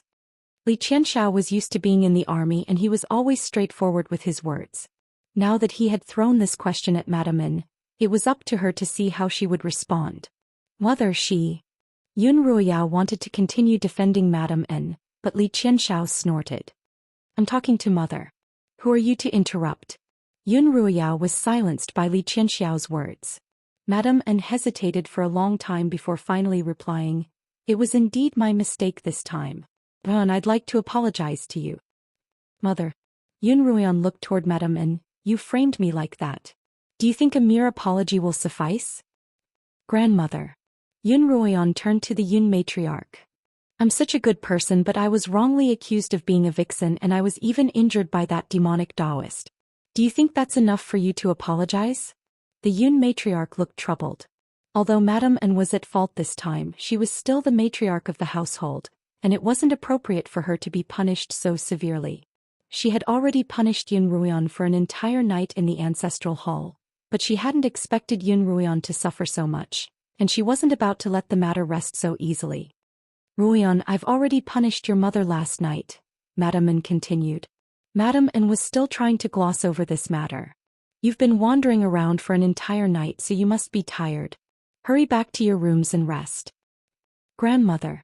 Yun Ruian's tone suddenly turned serious. Everyone knows that Mother didn't just make a mistake this time, because this has happened far too many times in the past. I've been holding back all this time, but all I've gotten in return is Mother's pain. I don't want to hold back any longer. Grandmother, are you going to let Mother harm me like before? Yun Ruian asked.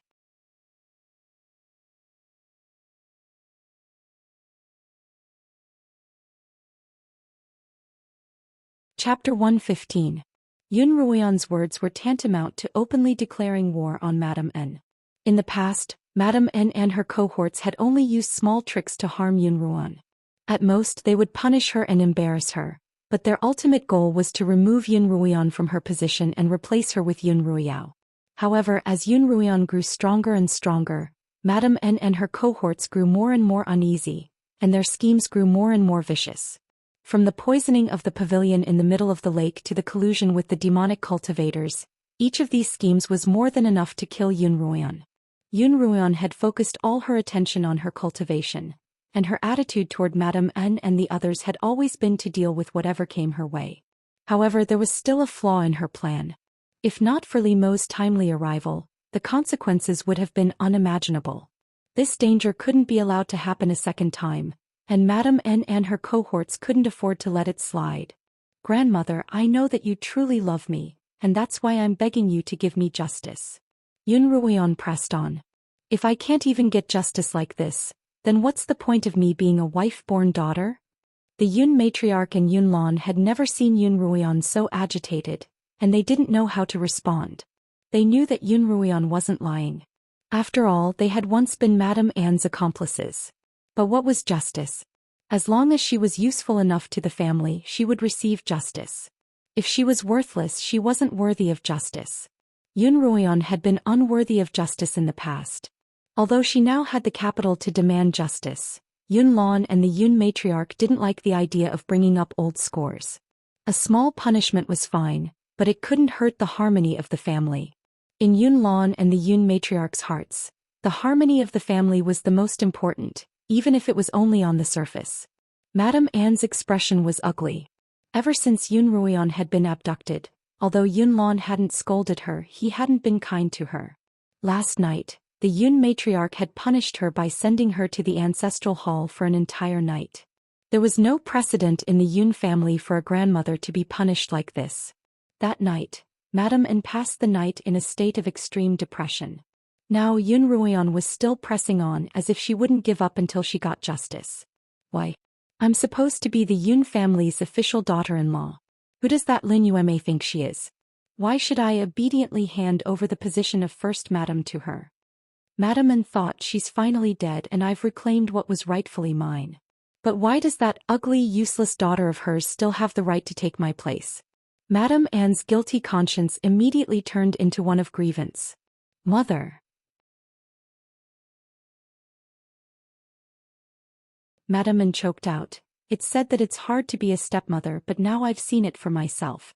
It was just a momentary lapse in judgment, but it was misunderstood as a premeditated murder. Misunderstanding? Hehe. Yun Ruian smiled coldly. 3 years ago, when I was severely injured at the family's training arena, Peony begged Mother to find a physician. Although Mother agreed that she could, she kept dragging it out. If it wasn't for Third Inyang taking care of me day and night, I'm afraid I would have died then. Madame Anne opened her mouth to defend herself, but Yun Ruian didn't give her a chance to continue. And for the past 3 years, every single one of the sisters in the family has been given cloth and silver to make new clothes. But every time what's left over from the rippling brothel is tattered cloth, and only half as much as the others. Is this also a lapse in judgment, Mother? Yun Ruian looked at Madame Anne, waiting for her reply. There are so many Xians in the family, so it's only natural that the distribution is biased. Finally, Madame Anne had a chance to defend herself. As a result, every time there's a distribution, I'll have the steward inform everyone that if they're dissatisfied with the distribution, they can come to the rippling brothel to find me at any time. The other Xians will occasionally come to me to complain about the unfairness of their distribution, and I'll always make adjustments to the distribution. However, I've never seen the second miss come. Isn't it a little too far-fetched to bring this up now? In the past, Yun Ruian had always been timid and afraid of trouble. Even if she had to suffer grievances, she wouldn't speak up. Madame Anne had only dared to openly oppress her because she had grasped this personality of hers. All right, let's put this matter aside for now, Yun Ruian continued. Last year, on the first day of the new year, I was supposed to pay my respects to grandmother, but I ran into Hong Yu on the way. She told me that grandmother wasn't feeling well, and that I wouldn't be able to pay my respects. Instead, she told me to return to my cottage and wait for news. In the end, all the Xians of the family went to pay their respects to grandmother except for me. The Li kingdom placed great emphasis on filial piety, and Yun Lan had been furious that Yun Ruian didn't understand filial piety at all. Without giving Yun Ruian any chance to explain herself, he had punished her by sending her to the ancestral hall to kneel for 3 days. If Hong Yu hadn't received orders from Madame Anne, how would she have dared to lie to me? Yun Ruian demanded. Is that true? The Yun matriarch asked, her tone incredulous. She also remembered the day when all the Xians of the capital had gathered at her cottage to pay their respects, but Yun Ruian had been the only one missing.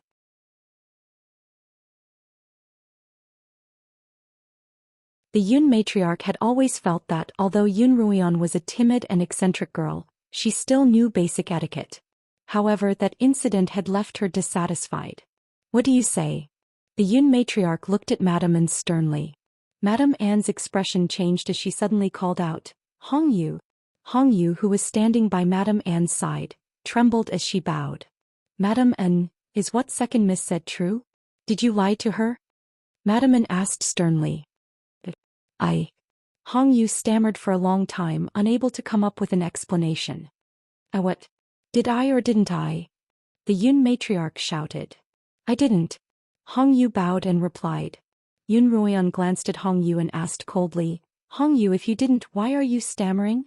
Hong Yu was Madame Anne's confidant, and she had done many shameful deeds under Madame Anne's command. As a result, her mental fortitude was far better than most servants. Other than at the beginning, when Madame Anne suddenly called out her name, she was able to conceal her nervousness quite well. Second miss, Hong Yu bowed. Because so much time has passed, I was afraid that I wouldn't remember clearly, so I tried to recall. That day, Hong Yu was ordered by Madame to help take stock of the gifts received during the spring festival in the small warehouse, preparing to put them into the big warehouse. She did not go anywhere else, nor did she see Second Mississippi. I'm sure you're mistaken, Second Mississippi.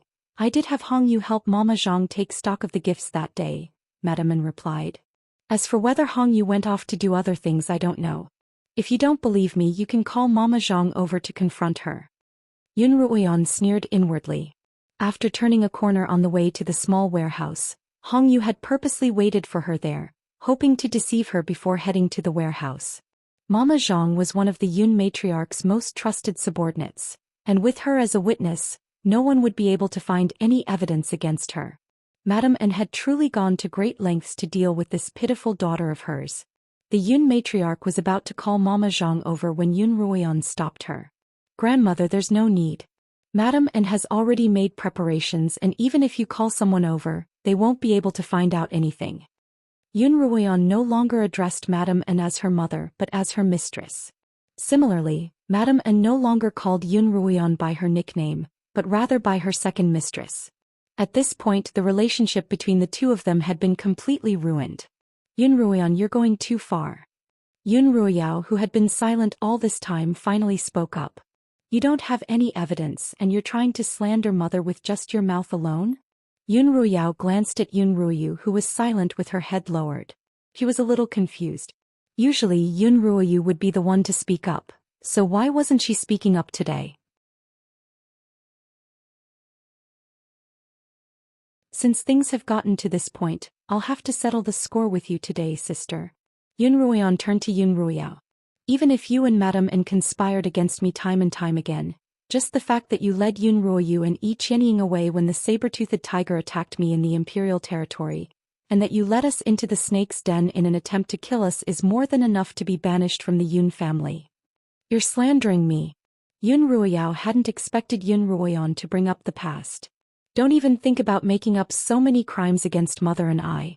As long as you don't have any evidence, all of this is just empty talk. Today, in front of Grandmother and Father, I'd like to ask you why you're trying to slander us. Second miss, if you're dissatisfied with me as the matriarch of the household, you can target me alone. There's no need to drag your sister into this. Madame Anne's tone was filled with disappointment and sadness. Ron, I've really misjudged you.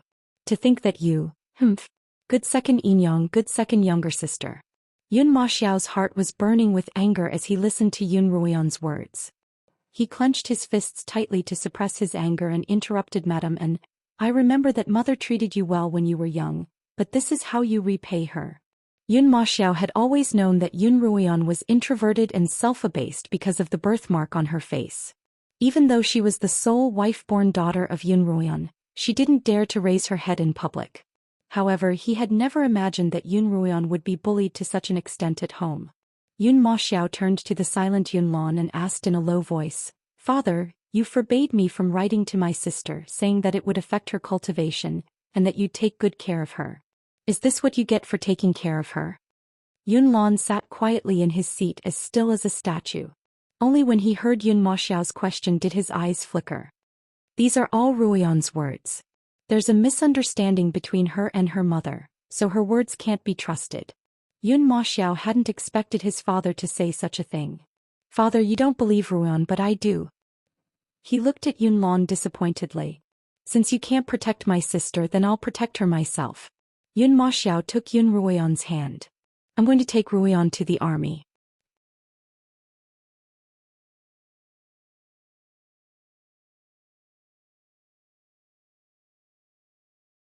Chapter 116. Yun Maxiao was a straightforward man and he was a man of his word. As a result, both Yun Lan and the Yun matriarch paled at his words. What nonsense are you spouting? Yun Lan stood up from his seat. The army isn't a place for you to mess around. Yun Lan had kept his daughter from contacting Yun Maxiao precisely because he was worried that his brother would do something ridiculous to protect his sister. 4 years ago, Yun Maxiao had beaten Yun Muyuan to the point that he couldn't get out of bed for half a month. If Yun Muyuan were to find out what had happened to Yun Ruoyan all these years, he would surely cause a huge ruckus. I'm not messing around. I promised mother that I'd take good care of Ruoyan after she left, but I failed to do so all these years. Yun Maxiao stared straight at his father, not backing down in the slightest. His eyes were filled with both self-blame and reproach. When Lin Yueme had passed away, he had already regained his memories. He could clearly remember how she had held on to his father's hand and told him to take good care of him and his sister. But 2 years after Lin Yueme's death, he had been sent to the army, and Yun Ruoyan had been bullied in his absence. How could Yun Maxiao not be disappointed in his father? That's why I want to make up for what I've done to Ruoyan all these years, Yun Maxiao continued. Father, don't you feel guilty? Shouldn't you feel guilty and apologetic toward our mother in heaven? Yun Maxiao directly rebuked his father. How dare you? Yun Lan slammed his palm on the table and pointed a finger at his father, but he was so angry that he couldn't speak. The Li kingdom valued filial piety, and Yun Maxiao's rebuke of his father was not only a violation of filial piety, but also a challenge to his father's authority as the head of the family. Young Master Yun, you're so impressive. Seeing that Yun Lan was enraged, Madame Min said, Is this the etiquette you learned in the army to criticize your elders in public? If I have the chance, I'll have to ask General Huang about it. The General Huang that Madame Min spoke of was Yun Maxiao's immediate superior in the army, as well as his cultivation master. He was someone that Yun Maxiao deeply respected. Master, you taught me to distinguish right from wrong. You taught me to keep my promises. You taught me to protect my country. Yun Maxiao suddenly turned to look at Madame An. I'd like to ask Madame An this. As the matriarch of the An family, you're bullying a weak orphan girl, colluding with outsiders and framing your own family. Is this the proper etiquette of the An family? Yun Maxiao's words were very harsh. Not only was he criticizing Madame An, but he was also criticizing the entire An clan. Madame An was at a loss for words. Yun Maxiao. Yun Ruoyao saw that her mother was so angry that her face had turned white. How dare you speak so rudely to me and to the An family? Don't forget that you're the eldest son of the Yun family. I don't need you to tell me who I am, but don't forget who you are. Yun Maxiao snorted, not even bothering to look at Yun Ruoyao. How dare a mere concubine's daughter address me by name? Is this the etiquette your mother taught you? Yun Maxiao glanced at Yun Lan, his eyes filled with obvious disappointment and disdain. Or has father already given you permission to replace Ruoyan in the future? What nonsense are you spouting? Yun Ruoyao hurriedly retorted. Are you suspecting father? Yun Lan had never experienced such an accusation before. His face, which had been as cold as ice for 1,000 years, finally changed. He suddenly stood up and shouted towards the outside of the hall. Old Wu, Old Wu. Old Wu hurriedly ran in, but before he had a chance to ask, Yun Lan said, Go get the disciplinarian. Today I'm going to discipline my good son. Father, please calm down. Yun Ruoyan, who had been silent all this time, finally spoke up. Brother, you must be exhausted from your long days of travel. As soon as you arrived home, you learned that I'd been kidnapped. He said some offensive words in a moment of desperation. Please forgive him, father. Ruoyan. Yun Maxiao interrupted Yun Ruoyan. You don't have to beg him. I didn't do anything wrong.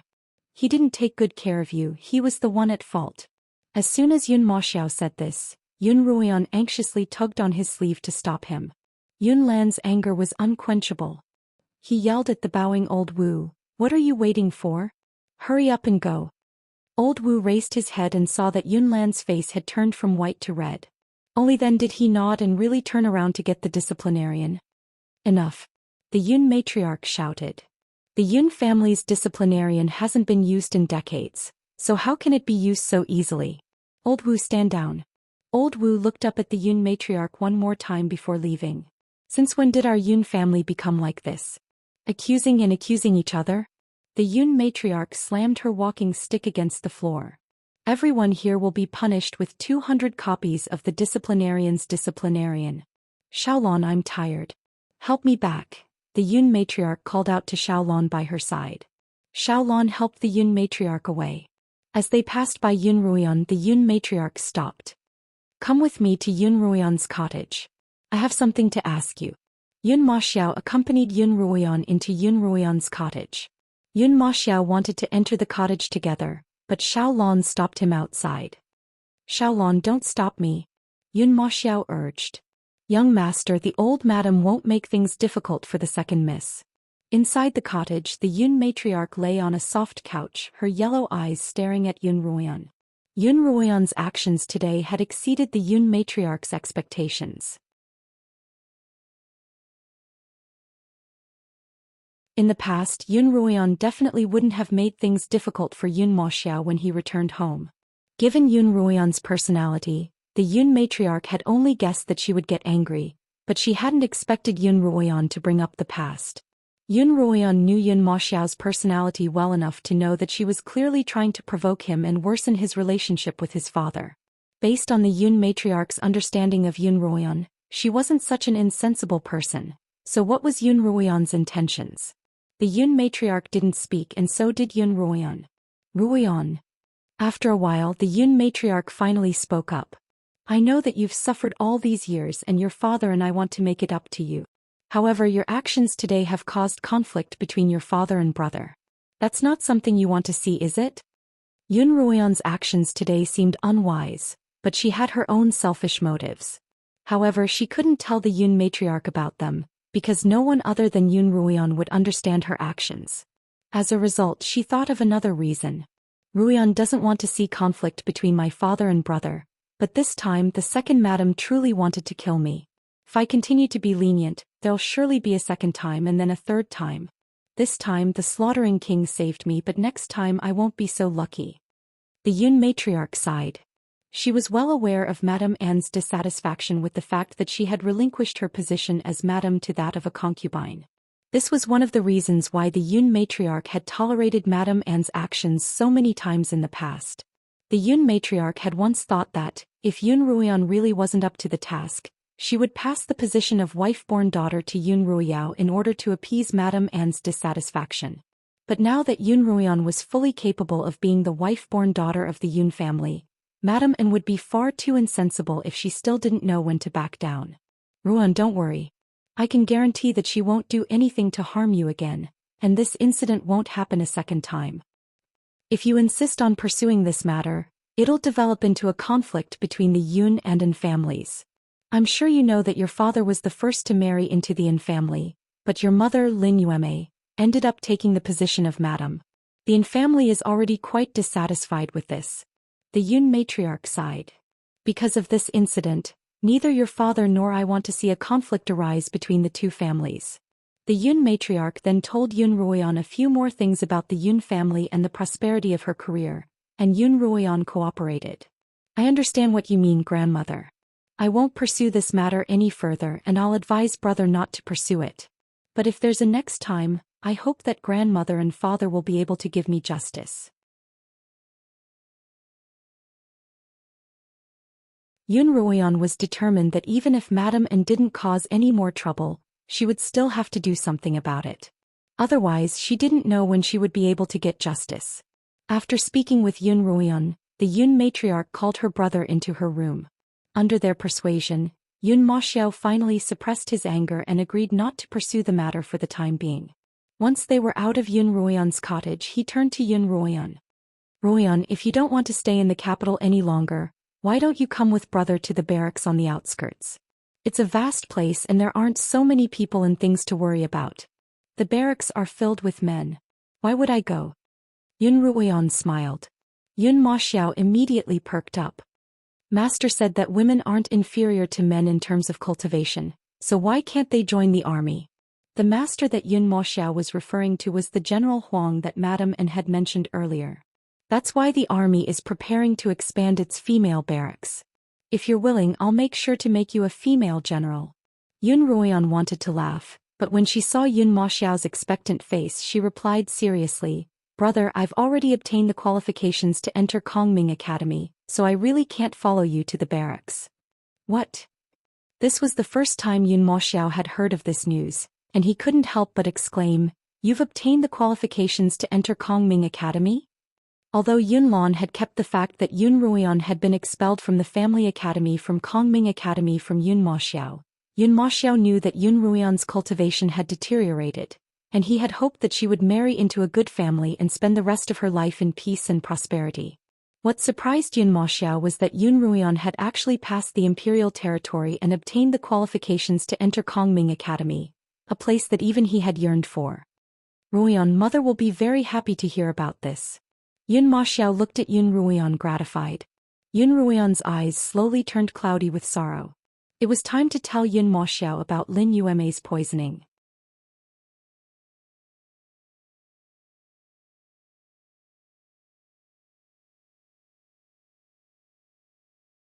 Chapter 117.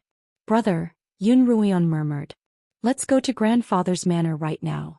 Grandfather and I have something to tell you." The Lins and the Yuns hadn't interacted with each other for many years. For the Yun matriarch's birthday celebration, they had only sent an invitation to the Lins as a show of courtesy, and the Lins had only sent a gift before hurriedly leaving. Lin Zainan had been in seclusion for the past few days, and Lin Xianxia had spent most of her time in her bamboo garden other than tending to her apothecary. Lin Xianxia had also locked herself up in her peach garden to do the homework that Lin Zainan had given her. As a result, although the news of Yun Ruoyan's abduction had spread like wildfire, none of the Lins had heard of it. It wasn't until this morning that Lin Bo heard the news while he was on his way to the market. He hurriedly went to look for Lin Xianxia, who then went to look for Lin Xianxia. Then the two sisters went to the pill-making chambers together. Seeing that the doors and windows were tightly shut, and that Lin Zainan was still in seclusion, neither of them dared to disturb him. Just as the two of them were panicking, Lin Bo led Yun Ruoyan to the back of the courtyard. "Mrs. Look who's here." Lin Bo called out to Lin Xianxia and Lin Xianxia from afar. Lin Xianxia and Lin Xianxia turned around to see Yun Ruoyan, as well as a tall youth behind her. "Sister Ruoyan, are you all right?" Without another word, Lin Xianxia rushed toward Yun Ruoyan and grabbed her hand. "I heard from Uncle Lin that you'd been kidnapped by a sorcerer. My sister and I were so worried. We wanted to look for grandfather, but before he could come out of seclusion you're here. Thank goodness." "I'm fine now, sorry for making you worry." Yun Ruoyan saw that the worry on Lin Xianxia and Lin Xianxia's faces had turned into joy upon seeing her, and Lin Xianxia was on the verge of tears. It seemed that her two sisters had truly been worried about her. Yun Ruoyan felt both warm and apologetic. "Is this my cousin?" Lin Xianxia looked at Yun Maxiao, who was standing beside Yun Ruoyan. "Little sister, you still remember me?" Yun Maxiao smiled, and the youth's determined face immediately became sunny and gentle. "Of course I remember." Lin Xianxia's gaze also shifted from Yun Ruoyan to Yun Maxiao. She exclaimed exaggeratedly, "Wow, Cousin Xiao has grown taller and more handsome." Yun Maxiao couldn't help but chuckle at his enthusiastic cousin's praise. Lin Xianxia circled around Yun Maxiao and asked, "Cousin Xiao actually came empty-handed? I still can't forget the salty taste of the dried horse meat you brought last time. I've been waiting for you to bring it to me all these years. Don't tell me you didn't bring it." Yun Maxiao exclaimed. "I came back in such a hurry that I forgot. I don't care. I want a gift. I've waited so long for you to come back."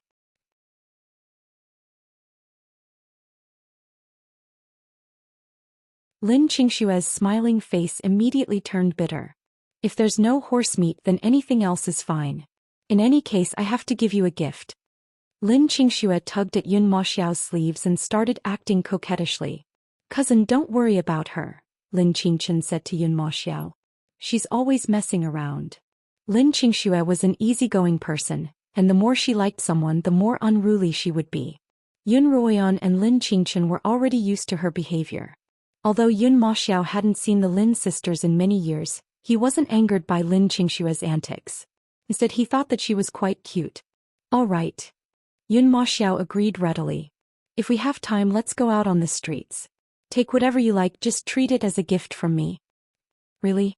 Lin Qingshue's round face bloomed like a sunflower, and her even rounder eyes shone with a joyful light. Great, this is great. Lin Qingxue exclaimed. In a few days it'll be the temple fair to usher in autumn, and the streets will be the busiest we've seen in months. Lin Qingchen smiled and sighed. Cousin, just ignore this girl's words. You must be tired and you should rest well for a few days.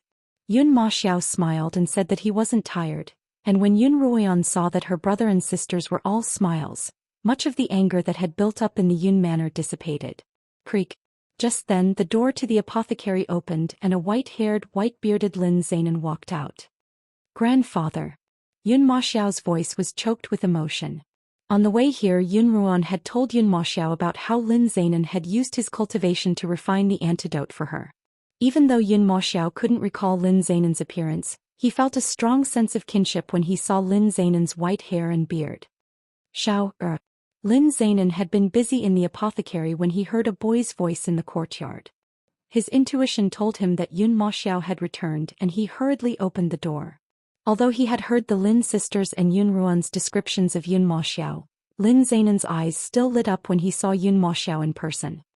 He was tall and muscular, dressed in a dark red armor, and his ink-black hair was tied up neatly with a metal crown of the same color.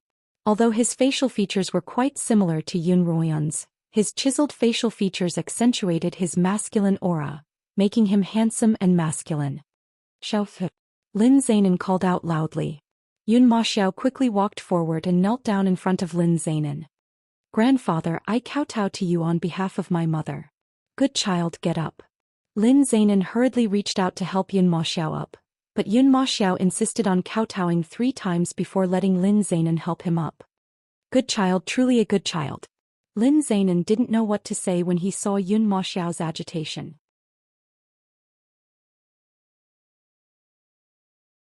Lin Zainan had lost a daughter and 2 sons, and he only had 2 granddaughters, Lin Qingxue and Lin Qingchen. Although Yun Ruoyan and Yun Ma Xiao didn't share the same surname, they had the blood of the Lin family in their veins.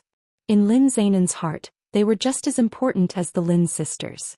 Old Lin, old Lin. Lin Zainan called out as he laughed. Lin Bo ran in from outside. Have the kitchen prepare some meat, Lin Zainan instructed. Lin Zainan said to Uncle Lin, go to the cellar and bring me that bottle of 50-year-old wine. I want to have a good drink with my grandson tonight. Lin Zainan hadn't eaten meat for many years and he'd even been drinking less in recent years. When Lin Bo heard that he wanted meat, he was stunned for a moment, but he quickly reacted and rushed off to prepare. There's meat to eat.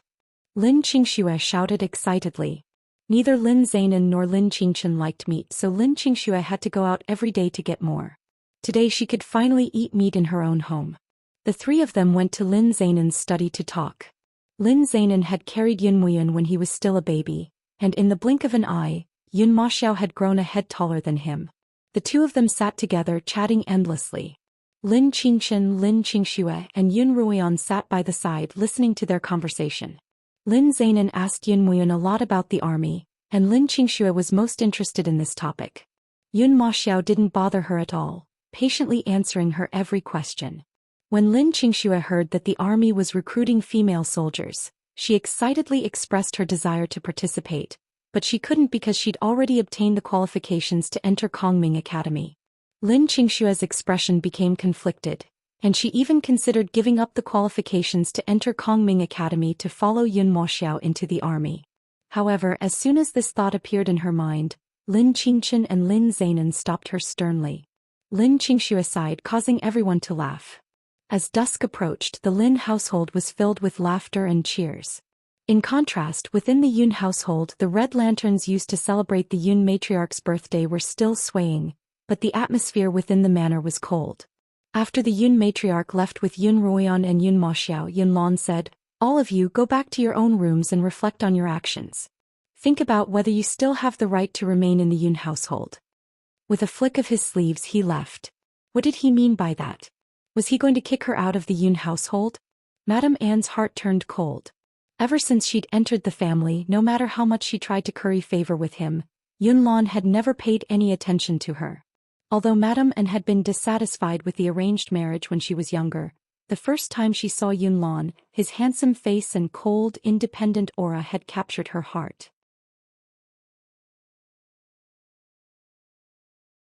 As a result, when Madame N learned that Yunlon had fallen in love with another woman and was about to marry her, she resolutely decided to marry him. Madame N and Lin Yueme entered the Yun household together. According to custom, the groom would spend the first night in the wife's room, and the second night in the concubine's room. However, Madame N had to wait for half a month before Yunlon finally showed up. That day Yunlon had gotten drunk, and when he was with her he had called out Lin Yueme's name. Every word was like a poisonous needle stabbing into Madame Anne's heart. In the past, Madame Anne had only wanted to share some of Yunlan's love, but she had discovered that Yunlon only had eyes for Lin Yueme. She couldn't accept this. She hated him. In the end, Madame Anne had slowly turned from an innocent young miss into a resentful housewife. After Lin Yueme's death, Madame Anne had thought that her chance had come, but Yunlon had taken in 3 more concubines. Each of these concubines bore a striking resemblance to Lin Yueme. Madame Anne's resentment only deepened. Why couldn't she win over Lin Yueme when she was alive? And why couldn't she win over Lin Yueme when she was dead? Lin Yueme, you've won Master Yun's heart, so I can't win over you. But I refuse to believe that I can't even win over your daughter. The more Madame Anne thought about it, the angrier she became. She couldn't help but start coughing. Mother, are you all right? Yun Ruyao patted her back as she asked. I'm fine. Let's go back to Madame Anne's quarters. Madame Anne stopped coughing. Although her tone was normal, when Yun Ruyao reached out to support her, she noticed that her entire body was trembling slightly. Sister, mother, Yun Ruyu called out. Madame Qin has asked me to accompany her tonight, so I won't be going back to Madame Anne's quarters. Yun Ruyao frowned at Yun Ruyu. She had wanted to scold her, but Madame Anne waved a hand to stop her. Why haven't I seen Qianying these past few days? Madame Anne turned to Yun Ruyao. She's still preparing her wedding dress, Yun Ruyao replied. Sister Qianying's heart is still tied to young Master Pei, and she's been quite haggard these past few days. Madame Anne straightened her back, her lips curling into a cold smile. Let's go visit her another day.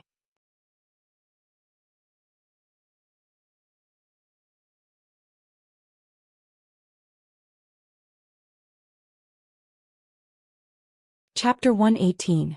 After dinner, Lin Zainan called Yun Ruian and Yun Moxiao into his pill-making chambers. He took out a porcelain bottle and poured its contents onto a porcelain plate. The dark red liquid dripped onto the white plate, emitting a strange, fishy odor. Grandfather, what's this? Yun Ruian asked. Lin Zainan didn't immediately answer Yun Ruian's question. Instead, he took out a silver needle and dipped it into the liquid, instantly turning it black. What poison is this? It's so strong. Yun Moxiao exclaimed. Lin Zainan carefully pinched the needle between his fingers and all 3 of them looked at it. More than half of the thin needle had already turned black. This is the poisoned blood that was forced out of Ruian's body, Lin Zainan explained slowly. Yun Moxiao and Yun Ruian both froze. When they looked at the poisoned blood on the table again, they felt their blood boil. Yun Moxiao slammed his palm on the table. Who in the world would use such a vicious poison to harm Ruian? Brother. Yun Ruian turned to her brother, her expression solemn and sorrowful. There's something I want to tell you personally. You have to remain calm. Yun Moxiao frowned. Before coming to the Lin Manor, Yun Ruian had told him that she had something to tell him. On the way there, Yun Ruian had told him that she had been poisoned. Yun Moxiao thought that Yun Ruian was going to tell him that she had been poisoned, but from her expression, it seemed as if Lin Zainan was going to tell him something even more serious. Grandfather, tell me. Although Yun Moxiao was impulsive, he had grown up in the army, and he was able to remain calm when he needed to. Lin Zainan began. Your mother was poisoned to death. Although he had mentally prepared himself, and although he had told himself to remain calm no matter what he heard, Yun Moxiao still stood up abruptly, his hands clenched into fists. Grandfather, you're saying that mother was killed by someone? He asked. Your mother, my daughter, was poisoned to death, Lin Zainan repeated. Lin Zainan repeated, the poison in her body is the poison in this porcelain plate, which is also the poison in your sister's body. Yun Moxiao turned his gaze to Yun Ruian, who nodded and explained, when that man poisoned mother, she was already pregnant with me, so the poison passed from her to me. I was infected with a fetal poison. Not only is this poison vicious, it's also strange. Lin Zainan continued. The incubation period is very long. There are almost no signs in the early stages of poisoning, but once the poison breaks out there is almost no cure. It's fortunate that Ruian was lucky enough to obtain an antidote in the imperial territory. Otherwise, if the poison in her body had erupted, the consequences would have been unimaginable. Lin Zainan couldn't help but sigh. Yun Ma Xiao tried his best to suppress the blood in his chest.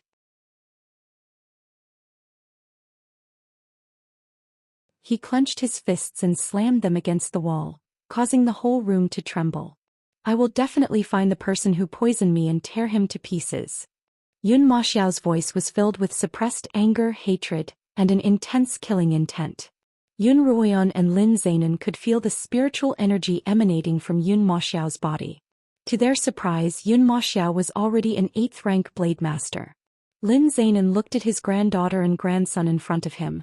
One was 13 and the other was 18.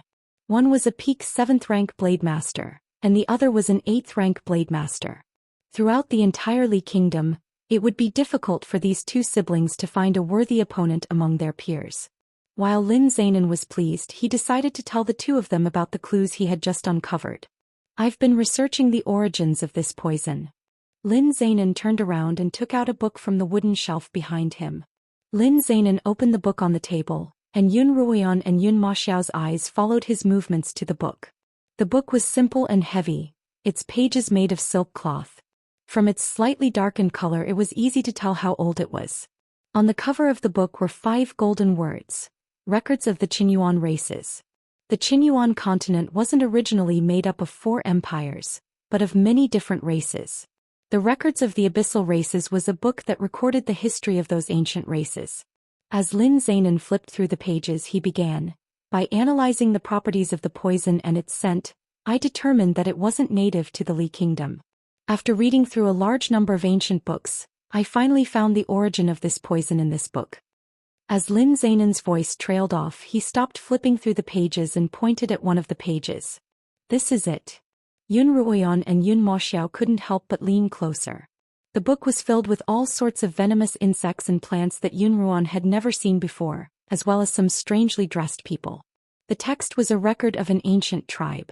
The text recorded that this tribe lived in the deep mountains and forests of the Yu Kingdom. The forests were filled with venomous insects and plants, and they used these insects and plants to create all sorts of poisons. In particular, there was a description of a mother-child poison that was very similar to the poison that Yun Ruoyan had been afflicted with.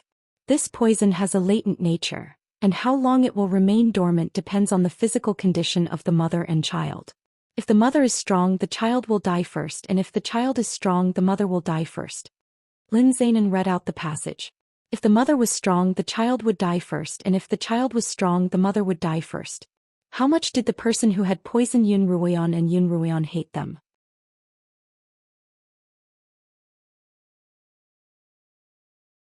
Whoever did this must have hated mother to the core, Yun Ruoyan murmured. Yun Ruoyan turned to Lin Zainan. Grandfather, I've always suspected that it was Madame N who poisoned mother. Yun Ma Xiao looked up at Yun Ruoyan. You're saying that Madame N poisoned mother? Yun Ruoyan shook her head. It's only a suspicion, but I don't have any proof. Although Madame N had the motive to harm Yume, it's unlikely that she was the culprit. Lin Zainan shook his head. Yume was poisoned while pregnant with Ruoyan, and Madame N was pregnant at the time. Moreover, Yun Lan was quite protective of Yume at the time, and Madame N was only a concubine. Given her abilities, it's almost impossible for her to poison Yume right under Yun Lan's nose. Yun Ruoyan also felt that if Madame N had poisoned Yume, Yun Lan's shrewdness wouldn't have allowed him to detect it all these years. If it wasn't Madame N, then who could it be? Yun Ma Xiao muttered to himself. For a moment all 3 of them fell silent. Lin Yume hadn't made enemies with anyone, so if it wasn't Madame N, who else could it be? I think that if we want to find the culprit, we'll have to start with the poison, Yun Ruoyan said after a short silence. After a short silence, Yun Ruoyan said, this poison was produced by the shamans of the Yu Kingdom, so we should start our investigation with them. Lin Zainan sighed. I asked a friend in the Yu Kingdom to investigate this tribe, but the only news I received was that they disappeared many years ago. Disappeared? Yun Ruoyan and Yun Maxiao exclaimed in unison. In fact, this was where Lin Zainan's investigation had ended. The three of them fell silent once more. Yun Ruoyan flipped through the records of the Qinyuan tribes, and she suddenly came across a paragraph that described the ancient shamanic tribe. Due to differences in their beliefs, there had been several splits, and a portion of the tribe had left the tribe. Grandfather, it's very likely that these splits of shamanic tribe also possess a secret recipe for poison, Yun Ruoyan guessed. Yun Ruoyan guessed, could the poison that my mother was poisoned have come from the descendants of the shaman tribe? Very likely. Lin Zainan thought for a moment, then pointed at the paragraph and read, some of the shamanic tribe believed in the Buddha of the 9 heavens and begged for immortality. Others believed in the Buddha of reincarnation and begged for an afterlife. These two beliefs couldn't be reconciled, and in the end the shamanic tribe split. Yun Ruoyan flipped to another page and continued. Those who believed in the Buddha of reincarnation moved out of their ancestral home and scattered across the Qinyuan continent, living a nomadic life. According to the book, it's very likely that this shamanic tribe existed in the Li Kingdom? Yun Maxiao asked. It's not just possible, Yun Ruoyan replied. Yun Ruoyan continued, of course they are. Mother's poison must have come from one of them, so finding them now is the key to finding the culprit. But the Li Kingdom is so vast, and finding them would be like finding a needle in a haystack.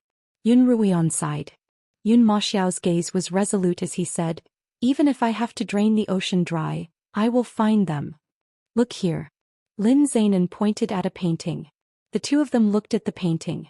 It was a portrait of Guanyin and a Buddha sitting back to back, and the accompanying text below described it as a portrait of the Buddha of reincarnation. Grandfather, why are there two people in this portrait? Yun Ruoyan asked. Lin Zainan continued reading the text. The Buddha of reincarnation is actually two people. Guanyin is worshipped in this life and the Buddha is worshipped in the next. Worshippers worship Guanyin in this life during the day and the Buddha at night. Only by burning incense day and night can one reach perfection. Grandfather. Yun Ruoyan hurriedly asked, you're saying that these shamanic descendants need to worship their god day and night, but how do they survive? Lin Zainan didn't answer Yun Ruoyan's question.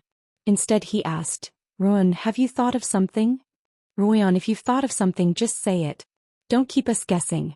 Yun Ruoyan said, I'm guessing that these descendants of the sorcerer tribe are hiding in the temples. Only in the temples can their reincarnation Buddhas be worshipped the most. Both Lin Zainan and Yun Maxiao's eyes lit up. In order to ensure that their god would receive more worship, not only could they hide in a temple, but they could even build a temple for themselves.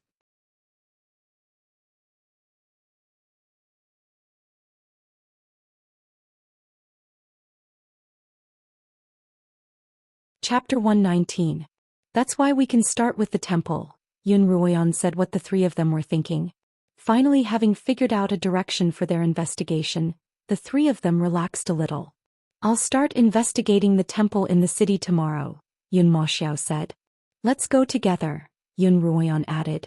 Kongming Academy will be starting classes soon, and Ruoyan needs to focus on her cultivation.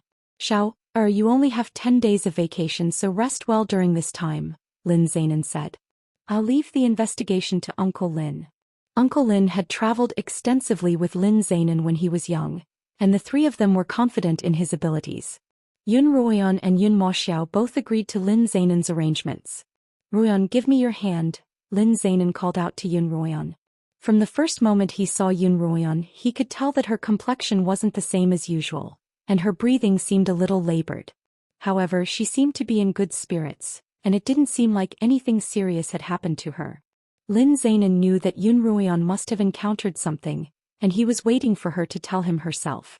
However, she didn't seem to have any intention of telling him, and he had no choice but to ask. Yun Ruoyan obediently handed her hand to Lin Zainan, who took her pulse. As expected, her blood flow wasn't smooth, and the spiritual energy within her body seemed to be almost non-existent. Ruoyan, who poisoned you this time? Lin Zainan frowned. Yun Maxiao hadn't noticed anything wrong with Yun Ruoyan, not because he was careless, but because the Yun Ruoyan in his memories had been in a worse state than she was now. Now that he heard Lin Zainan's words, he asked anxiously, "Was it that demon or was it Madame En?" Yun Ruoyan shook her head, then told the two of them about Rong Yuehong's condition. "The poison you've been afflicted with is known as the blood-devouring parasite. It enters your body through your bloodstream and it's incredibly painful. In less than a joss stick's worth of time, you'll die from the pain." Lin Zainan took Yun Ruoyan's pulse as he commented, "This Miss Rong really knows how vicious the Rong family is." Yun Ruoyan snorted. "She poisoned me in an attempt to kill me, but I angered her to death first, so we're even. It's just that Imperial Uncle Rong is not a good person. I don't know what other methods he will use to deal with me." Yun Ruoyan looked at her brother and saw that his face was dark and worried. She comforted him, "Brother, you don't have to worry too much about me. I've lived through all these years and now that I've grown up, it won't be as easy to harm me as it used to be." Yun Ma Xiao pursed his lips, not knowing what to say, but in the end he didn't say anything. Lin Zainan continued, "Fortunately you ate an antidote in time.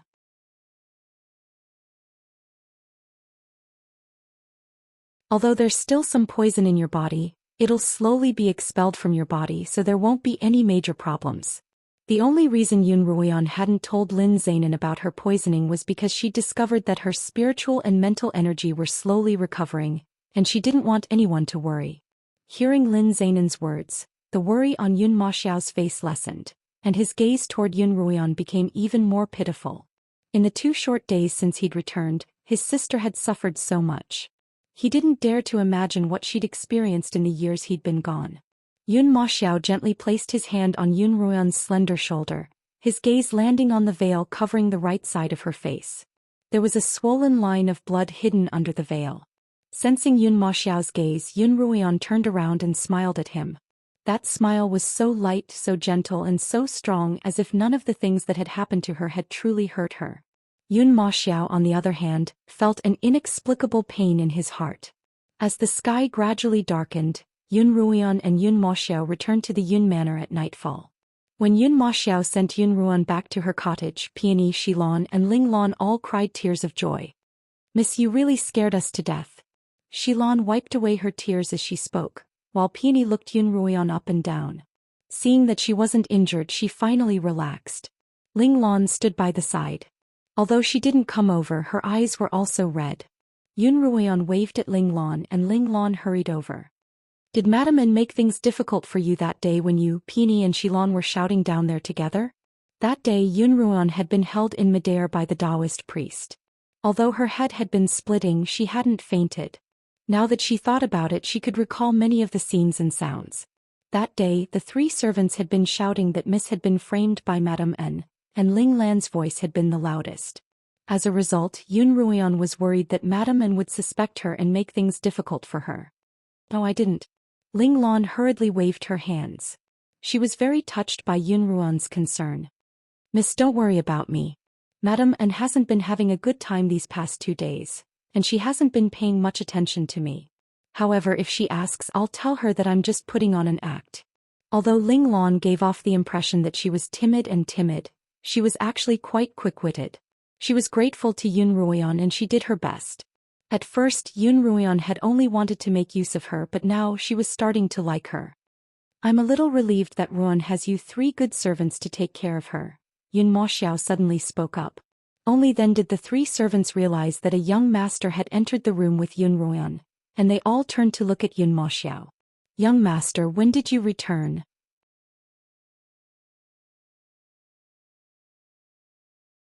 Peony asked happily before bowing. "Peony greets you, young master. Don't stand on ceremony." Yun Ma Xiao reached out to help Peony up. Peony was about the same age as Yun Ma Xiao, and they were more familiar with each other. Xilan was younger and she had been a laborer in the past, so she hadn't had many opportunities to meet Yun Ma Xiao. As a result, she didn't have a deep impression of him, and Ling Lan was a complete stranger to Yun Ma Xiao. "This is my eldest brother, the first young master of the Yun family." Xilan and Ling Lan came back to their senses and immediately bowed to Yun Ma Xiao. Yun Ma Xiao knew that these girls were very loyal to his sister, so he became closer to them and personally helped them up. Yun Ma Xiao was tall and handsome and his smile was as bright as the sun. The 2 servants only glanced at him once before lowering their heads, blushing. After exchanging a few words with Yun Ruoyan, Yun Maxiao left her cottage and headed back to his own quarters. His quarters were a little further from his own, but closer to Yun Lan's own quarters. On his way, he passed by the drifting gardens, where Yun Maxiao's 10 or so personal guards were stationed, and he was prepared to take a look.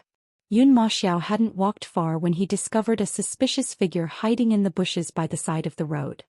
"Who's there? Come out!" Yun Maxiao shouted at the figure, who hurriedly scuttled deeper into the bushes.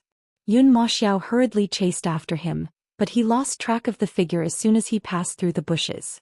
This was one of the more secluded areas of the Yun Manor, and the only residence nearby was Yun Ruoyan's quarters.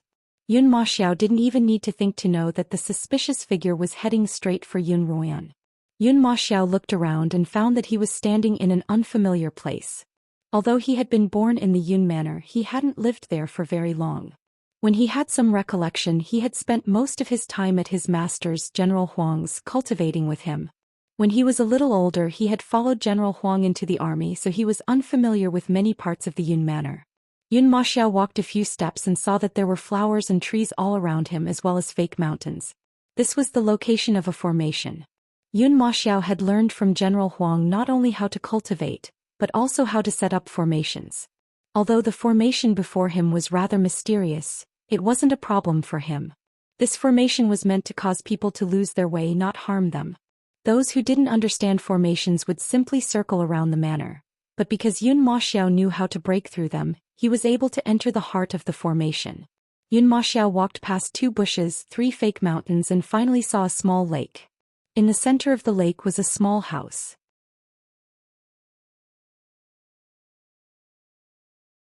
As Yun Maxiao walked toward the house, the memories in his mind became clearer and clearer. The lake, the marble bridge, and the red sandalwood house. All of them became clearer and clearer in his mind. The moonstones embedded in the carved railings and jade-paved paths on the lake were all lit up at this moment. The faint light illuminated everything, making it seem so unreal. Yun Maxiao walked up the path until he reached the house. He looked up at the signboard above the house, upon which there were 3 elegant words. Fenghua Gardens. Yun Maxiao enunciated each word carefully. This was where Lin Yueme had once lived, and where Yun Maxiao had lived as a child. Although he hadn't lived there for long, it was an unforgettable memory for him. His beautiful mother loved to dance at night, bathed in the moonstone's faint light, in front of this beautiful house. It was as if her beautiful figure were right in front of him. "Mother!" Yun Maxiao called out, 2 streams of tears flowing from the eyes of a youth who had been tempered in the army since he was a child. "Xiao, a familiar voice called out from behind Yun Maxiao. Yun Maxiao turned around and saw Yun Lan standing not too far behind him. "Xiao, what are you doing here?" Yun Lan walked up to his son and asked. "Father." Yun Maxiao cupped his fists and bowed. Yun Lan nodded and gestured for him to rise. Although Yun Maxiao had said quite a few things to his father in a fit of anger, he wasn't someone who didn't know proper etiquette or respect filial piety. "I was sending my sister back to her cottage when I ran into a suspicious figure on the way back. I chased after him and accidentally stumbled into this house," Yun Maxiao replied. "Suspicious figure?" Yun Lan frowned. "Did you see what he looked like?" Yun Maxiao shook his head. "He was more familiar with the terrain than I was, so he managed to escape. This place is closest to my cottage, so I don't know if he'll do anything to harm Ruoyan. I hope father can investigate this matter thoroughly." Yun Lan nodded and walked up the stairs to the small building. He asked, "Do you still remember this place?" "Yes, mother loves to dance where you're standing right now," Yun Maxiao replied. "I'm afraid Ruoyan has no recollection of it at all." When Yun Lan heard his brother mention Yun Ruoyan, he sighed. "Your sister doesn't resemble your mother at all. In fact, you're at least 70% more like her." Yun Ruoyan had looked much prettier after wearing her veil. But the day she had been poisoned by Rong Yuehong and half of her face had been swollen and frightening. Those who didn't know the truth couldn't help but exaggerate her reputation as the ugly daughter of the Yun family. Naturally, Yun Lan didn't know the truth either. His impression of Yun Ruoyan was that not only was she ugly, but that her personality was also unruly. She bore no resemblance to his late beautiful wife.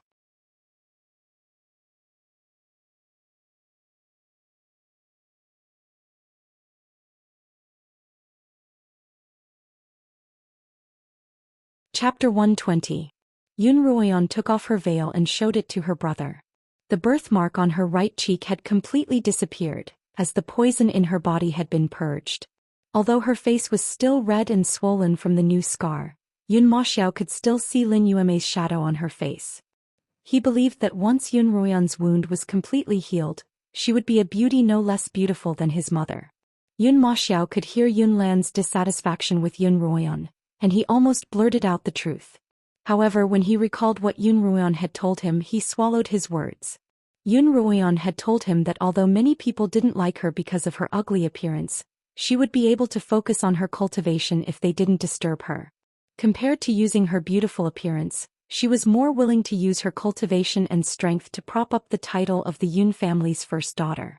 One day, when she was strong enough to control her own fate, she would reveal her true appearance. Yun Ruoyan's tone was nonchalant as she spoke, but the determination in her eyes was one that Yun Maxiao was familiar with. It was the kind of determination that could only be honed through countless trials and tribulations. When Yun Maxiao remained silent, Yun Lan began, "I know you dote on Yen but you have to remember that you're the sole heir of the Yun family. You should prioritize the interests of the entire family." Yun Maxiao remained silent. Yun Lan continued, "When General Huang chose you as his disciple, although Yueme's heart ached for you, she still agreed to send you away. She had high hopes for you, and I hope that you won't disappoint your mother. I've always known of my mother's hopes for me, and I've never forgotten my promise to her. It's getting late and I'm going to rest." Before Yun Lan could respond, Yun Maxiao turned and left. As he stepped onto the lake shore, he turned back to look at the pavilion in the middle of the lake. Yun Lan was still standing with his hands behind his back, where Lin Yueme had once danced. 4 years ago, when Yun Maxiao had returned to the Yun Manor, the Fang residence had already been torn down. He had angrily sought out Yun Lan, only to be told that it was the Yun matriarch's idea. Unexpectedly, Yun Lan had moved the Fang residence to such a secluded location. But as he looked at Yun Lan's back, Yun Maxiao couldn't help but wonder if Yun Lan was reminiscing about Lin Yueme or her beautiful face.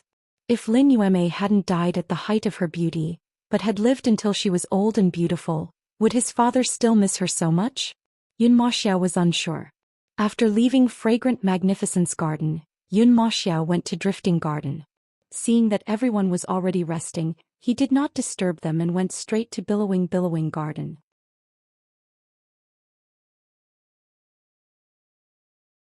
The Billowing Garden was second only to Yun Lan's Elon Garden in the residence of Yun, but it was deserted because it had been vacant for a long time. The new maids assigned to him in the Fu were all unfamiliar faces. Yun Maxiao waved his hand to dismiss them and went straight to his bedroom. Yun Maxiao tossed and turned on his bed, unable to fall asleep. As soon as he closed his eyes, he would hear Yun Ruoyan's accusations against Madame and Madame Anne's excuses and Yun Lan's cold voice. "Xiao, take good care of your sister." This was the last thing Lin Yueme said to Yun Maxiao before he was forcibly taken away from Fragrant Magnificence Garden. The next time he saw Lin Yueme, she was a cold gravestone. "I've worked hard in the army to protect my family and my country, but I can't even protect my only sister. If I can't fulfill mother's last wish, what kind of man am I?" Yun Maxiao began to struggle internally. "There are still tens of thousands of good men in the country, but I'm mother's only son and I'm Ruoyan's only brother. If I were to abandon Ruoyan and return to the army, how could I possibly be at ease? I'd be even more unfilial if I couldn't find the person who killed my mother myself. But Master has taught me for so many years and he even promoted me to the position of Vice General. How could I disappoint him?" Yun Maxiao's heart was in turmoil and he was sure to have a sleepless night. Within Yun Ruoyan's cottage, Peony and Xilan were preparing water for Yun Ruoyan's bath. "Miss, when will young master be returning to the army?" Peony asked.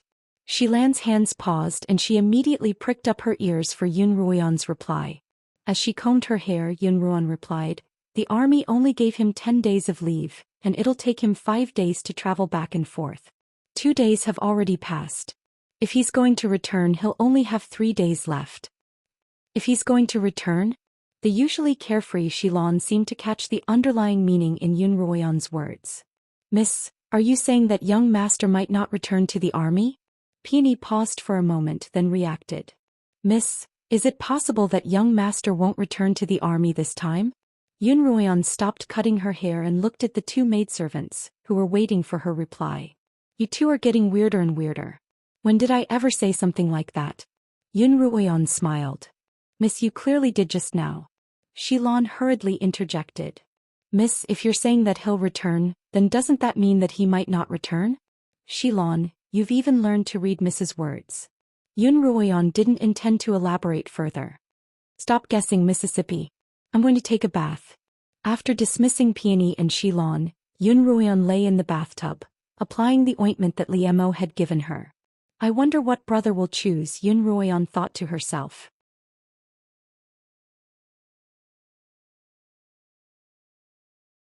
That day she had purposely brought up all those old grudges in front of Yun Moxiao in order to make him feel guilty. She had also had Lin Zainan tell him about Lin Yume's poisoning, in order to further burden Yun Moxiao's heart. Yun Ruoyan's goal was to keep Yun Moxiao not by force but by his own will. Yun Ruoyan wanted her brother to stay, not because she needed his protection, but because she wanted to protect her only brother. In her previous life, Yun Moxiao's death was less than a month away, and Yun Ruoyan couldn't bear to see such a tragedy repeat itself. It would be best if Yun Moxiao chose to stay, but if he chose to leave, Yun Ruoyan would think of other ways to prevent him from returning to the army no matter what. Brother, I won't let anything happen to you, Yun Ruoyan murmured. At dawn, Yun Moxiao, who had been tossing and turning all night, suddenly sat up on his bed and walked out of his room to the railing. His room was on the second floor and he could see more than half of the Yun Manor from the railing. His rooms, however, were blocked by many other buildings. The sun had just risen, and the entire manor was slowly dyed gold by its rays. His rooms were the last place to bask in the sun's rays. Yun Moxiao finally made his decision. He walked back to his desk, picked up a brush and began writing. Master, reading words is like seeing a person. When I returned home, I found that my sister was being bullied and neglected, and that my mother had died a violent death. Thinking about the kindness of my mother when she was still alive, and how she asked me to take good care of my younger sister before she passed away, I felt extremely guilty. After tossing and turning in bed for a night, I decided to stay in the capital and find out who killed my mother to compensate my younger sister. Once I'd accomplished these two tasks, I would return to the army camp and beg for forgiveness. Dear disciple Yun Moxiao. After writing, Yun Moxiao put down the brush and picked up the paper to dry. Then he folded the paper into a tiny cylinder and held it in his hand. Yun Moxiao put on his clothes and walked out of the room again. He walked to the railing and whistled loudly in the direction of the rising sun. The whistle traveled far into the distance. Not long after, a large bird flew over from the direction of the rising sun, letting out the cry of an eagle. The speed of the bird was extremely fast. In the blink of an eye, it arrived in front of them. It was a golden-haired bald eagle. Yun Moxiao stretched out his left arm, which was covered in a gauntlet. The vulture retracted its wings and landed on Yun Moxiao's arm. Brother, I'll have to trouble you this time, Yun Moxiao said to the bald eagle, then stuffed the scroll into an empty cylindrical container in the eagle's claws. Return to the barracks and hand the letter to General Huang.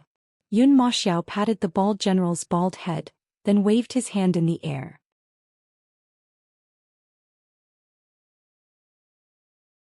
The bald eagle used the momentum to leap off, spread its wings and glided away. The bald eagle flew higher and higher, circled twice in the air, and let out a cry in response to Yun Moxiao's words. Then it galloped off into the distance. As Yun Moxiao watched the bald eagle fly further and further away, he felt as if a heavy weight had been lifted from his heart, and a wave of drowsiness washed over him. He stretched lazily, yawned loudly, and returned to his room to catch up on his sleep. Mistress, mistress. Just as Yun Ruoyan was about to wake up, Qiuqiu's voice suddenly rang out in her mind. Chirp, chirp. Yun Ruoyan immediately responded in her mind. Oh, you finally heard my voice? Qiuqiu let out a long breath. I've been worried sick these past 2 days. My mental energy was damaged and I can't communicate with you, Yun Ruoyan explained. But it looks like I've mostly recovered. Thankfully it was a close shave. Although Qiuqiu couldn't communicate with Yun Ruoyan, it could sense that Yun Ruoyan wasn't in any danger. That's right. Yun Ruoyan couldn't help but sigh. I never would have thought that Rong Yuehong would hide poison in her fingernails to harm me. Thankfully I'm lucky. Although she had encountered many difficulties since her rebirth, her life had generally been relatively smooth. If she had died at the hands of Rong Yuehong, she would have died in despair. Once my spiritual energy and mental energy have fully recovered, I'll first have to learn how to refine antidotes, Yun Ruoyan began. The poisons on the Qinyuan continent are too vicious and difficult to guard against. I'll have to carry all sorts of antidotes with me just in case. Antidotes aren't easy to refine, Qiu replied. In order to refine antidotes, one must first know how to refine poisons.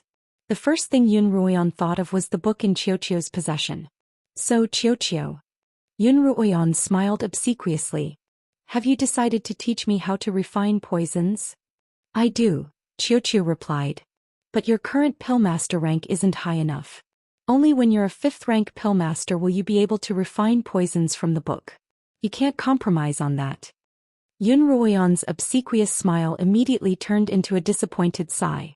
Qiu continued, just because you can't refine poisons from the book doesn't mean that you can't refine other poisons, mistress. I can first teach you how to refine some simple poisons to protect yourself. You're tuning in to the Zhou Xian's Legacy YouTube channel. Don't forget to subscribe and join us on this journey to catch the most captivating stories.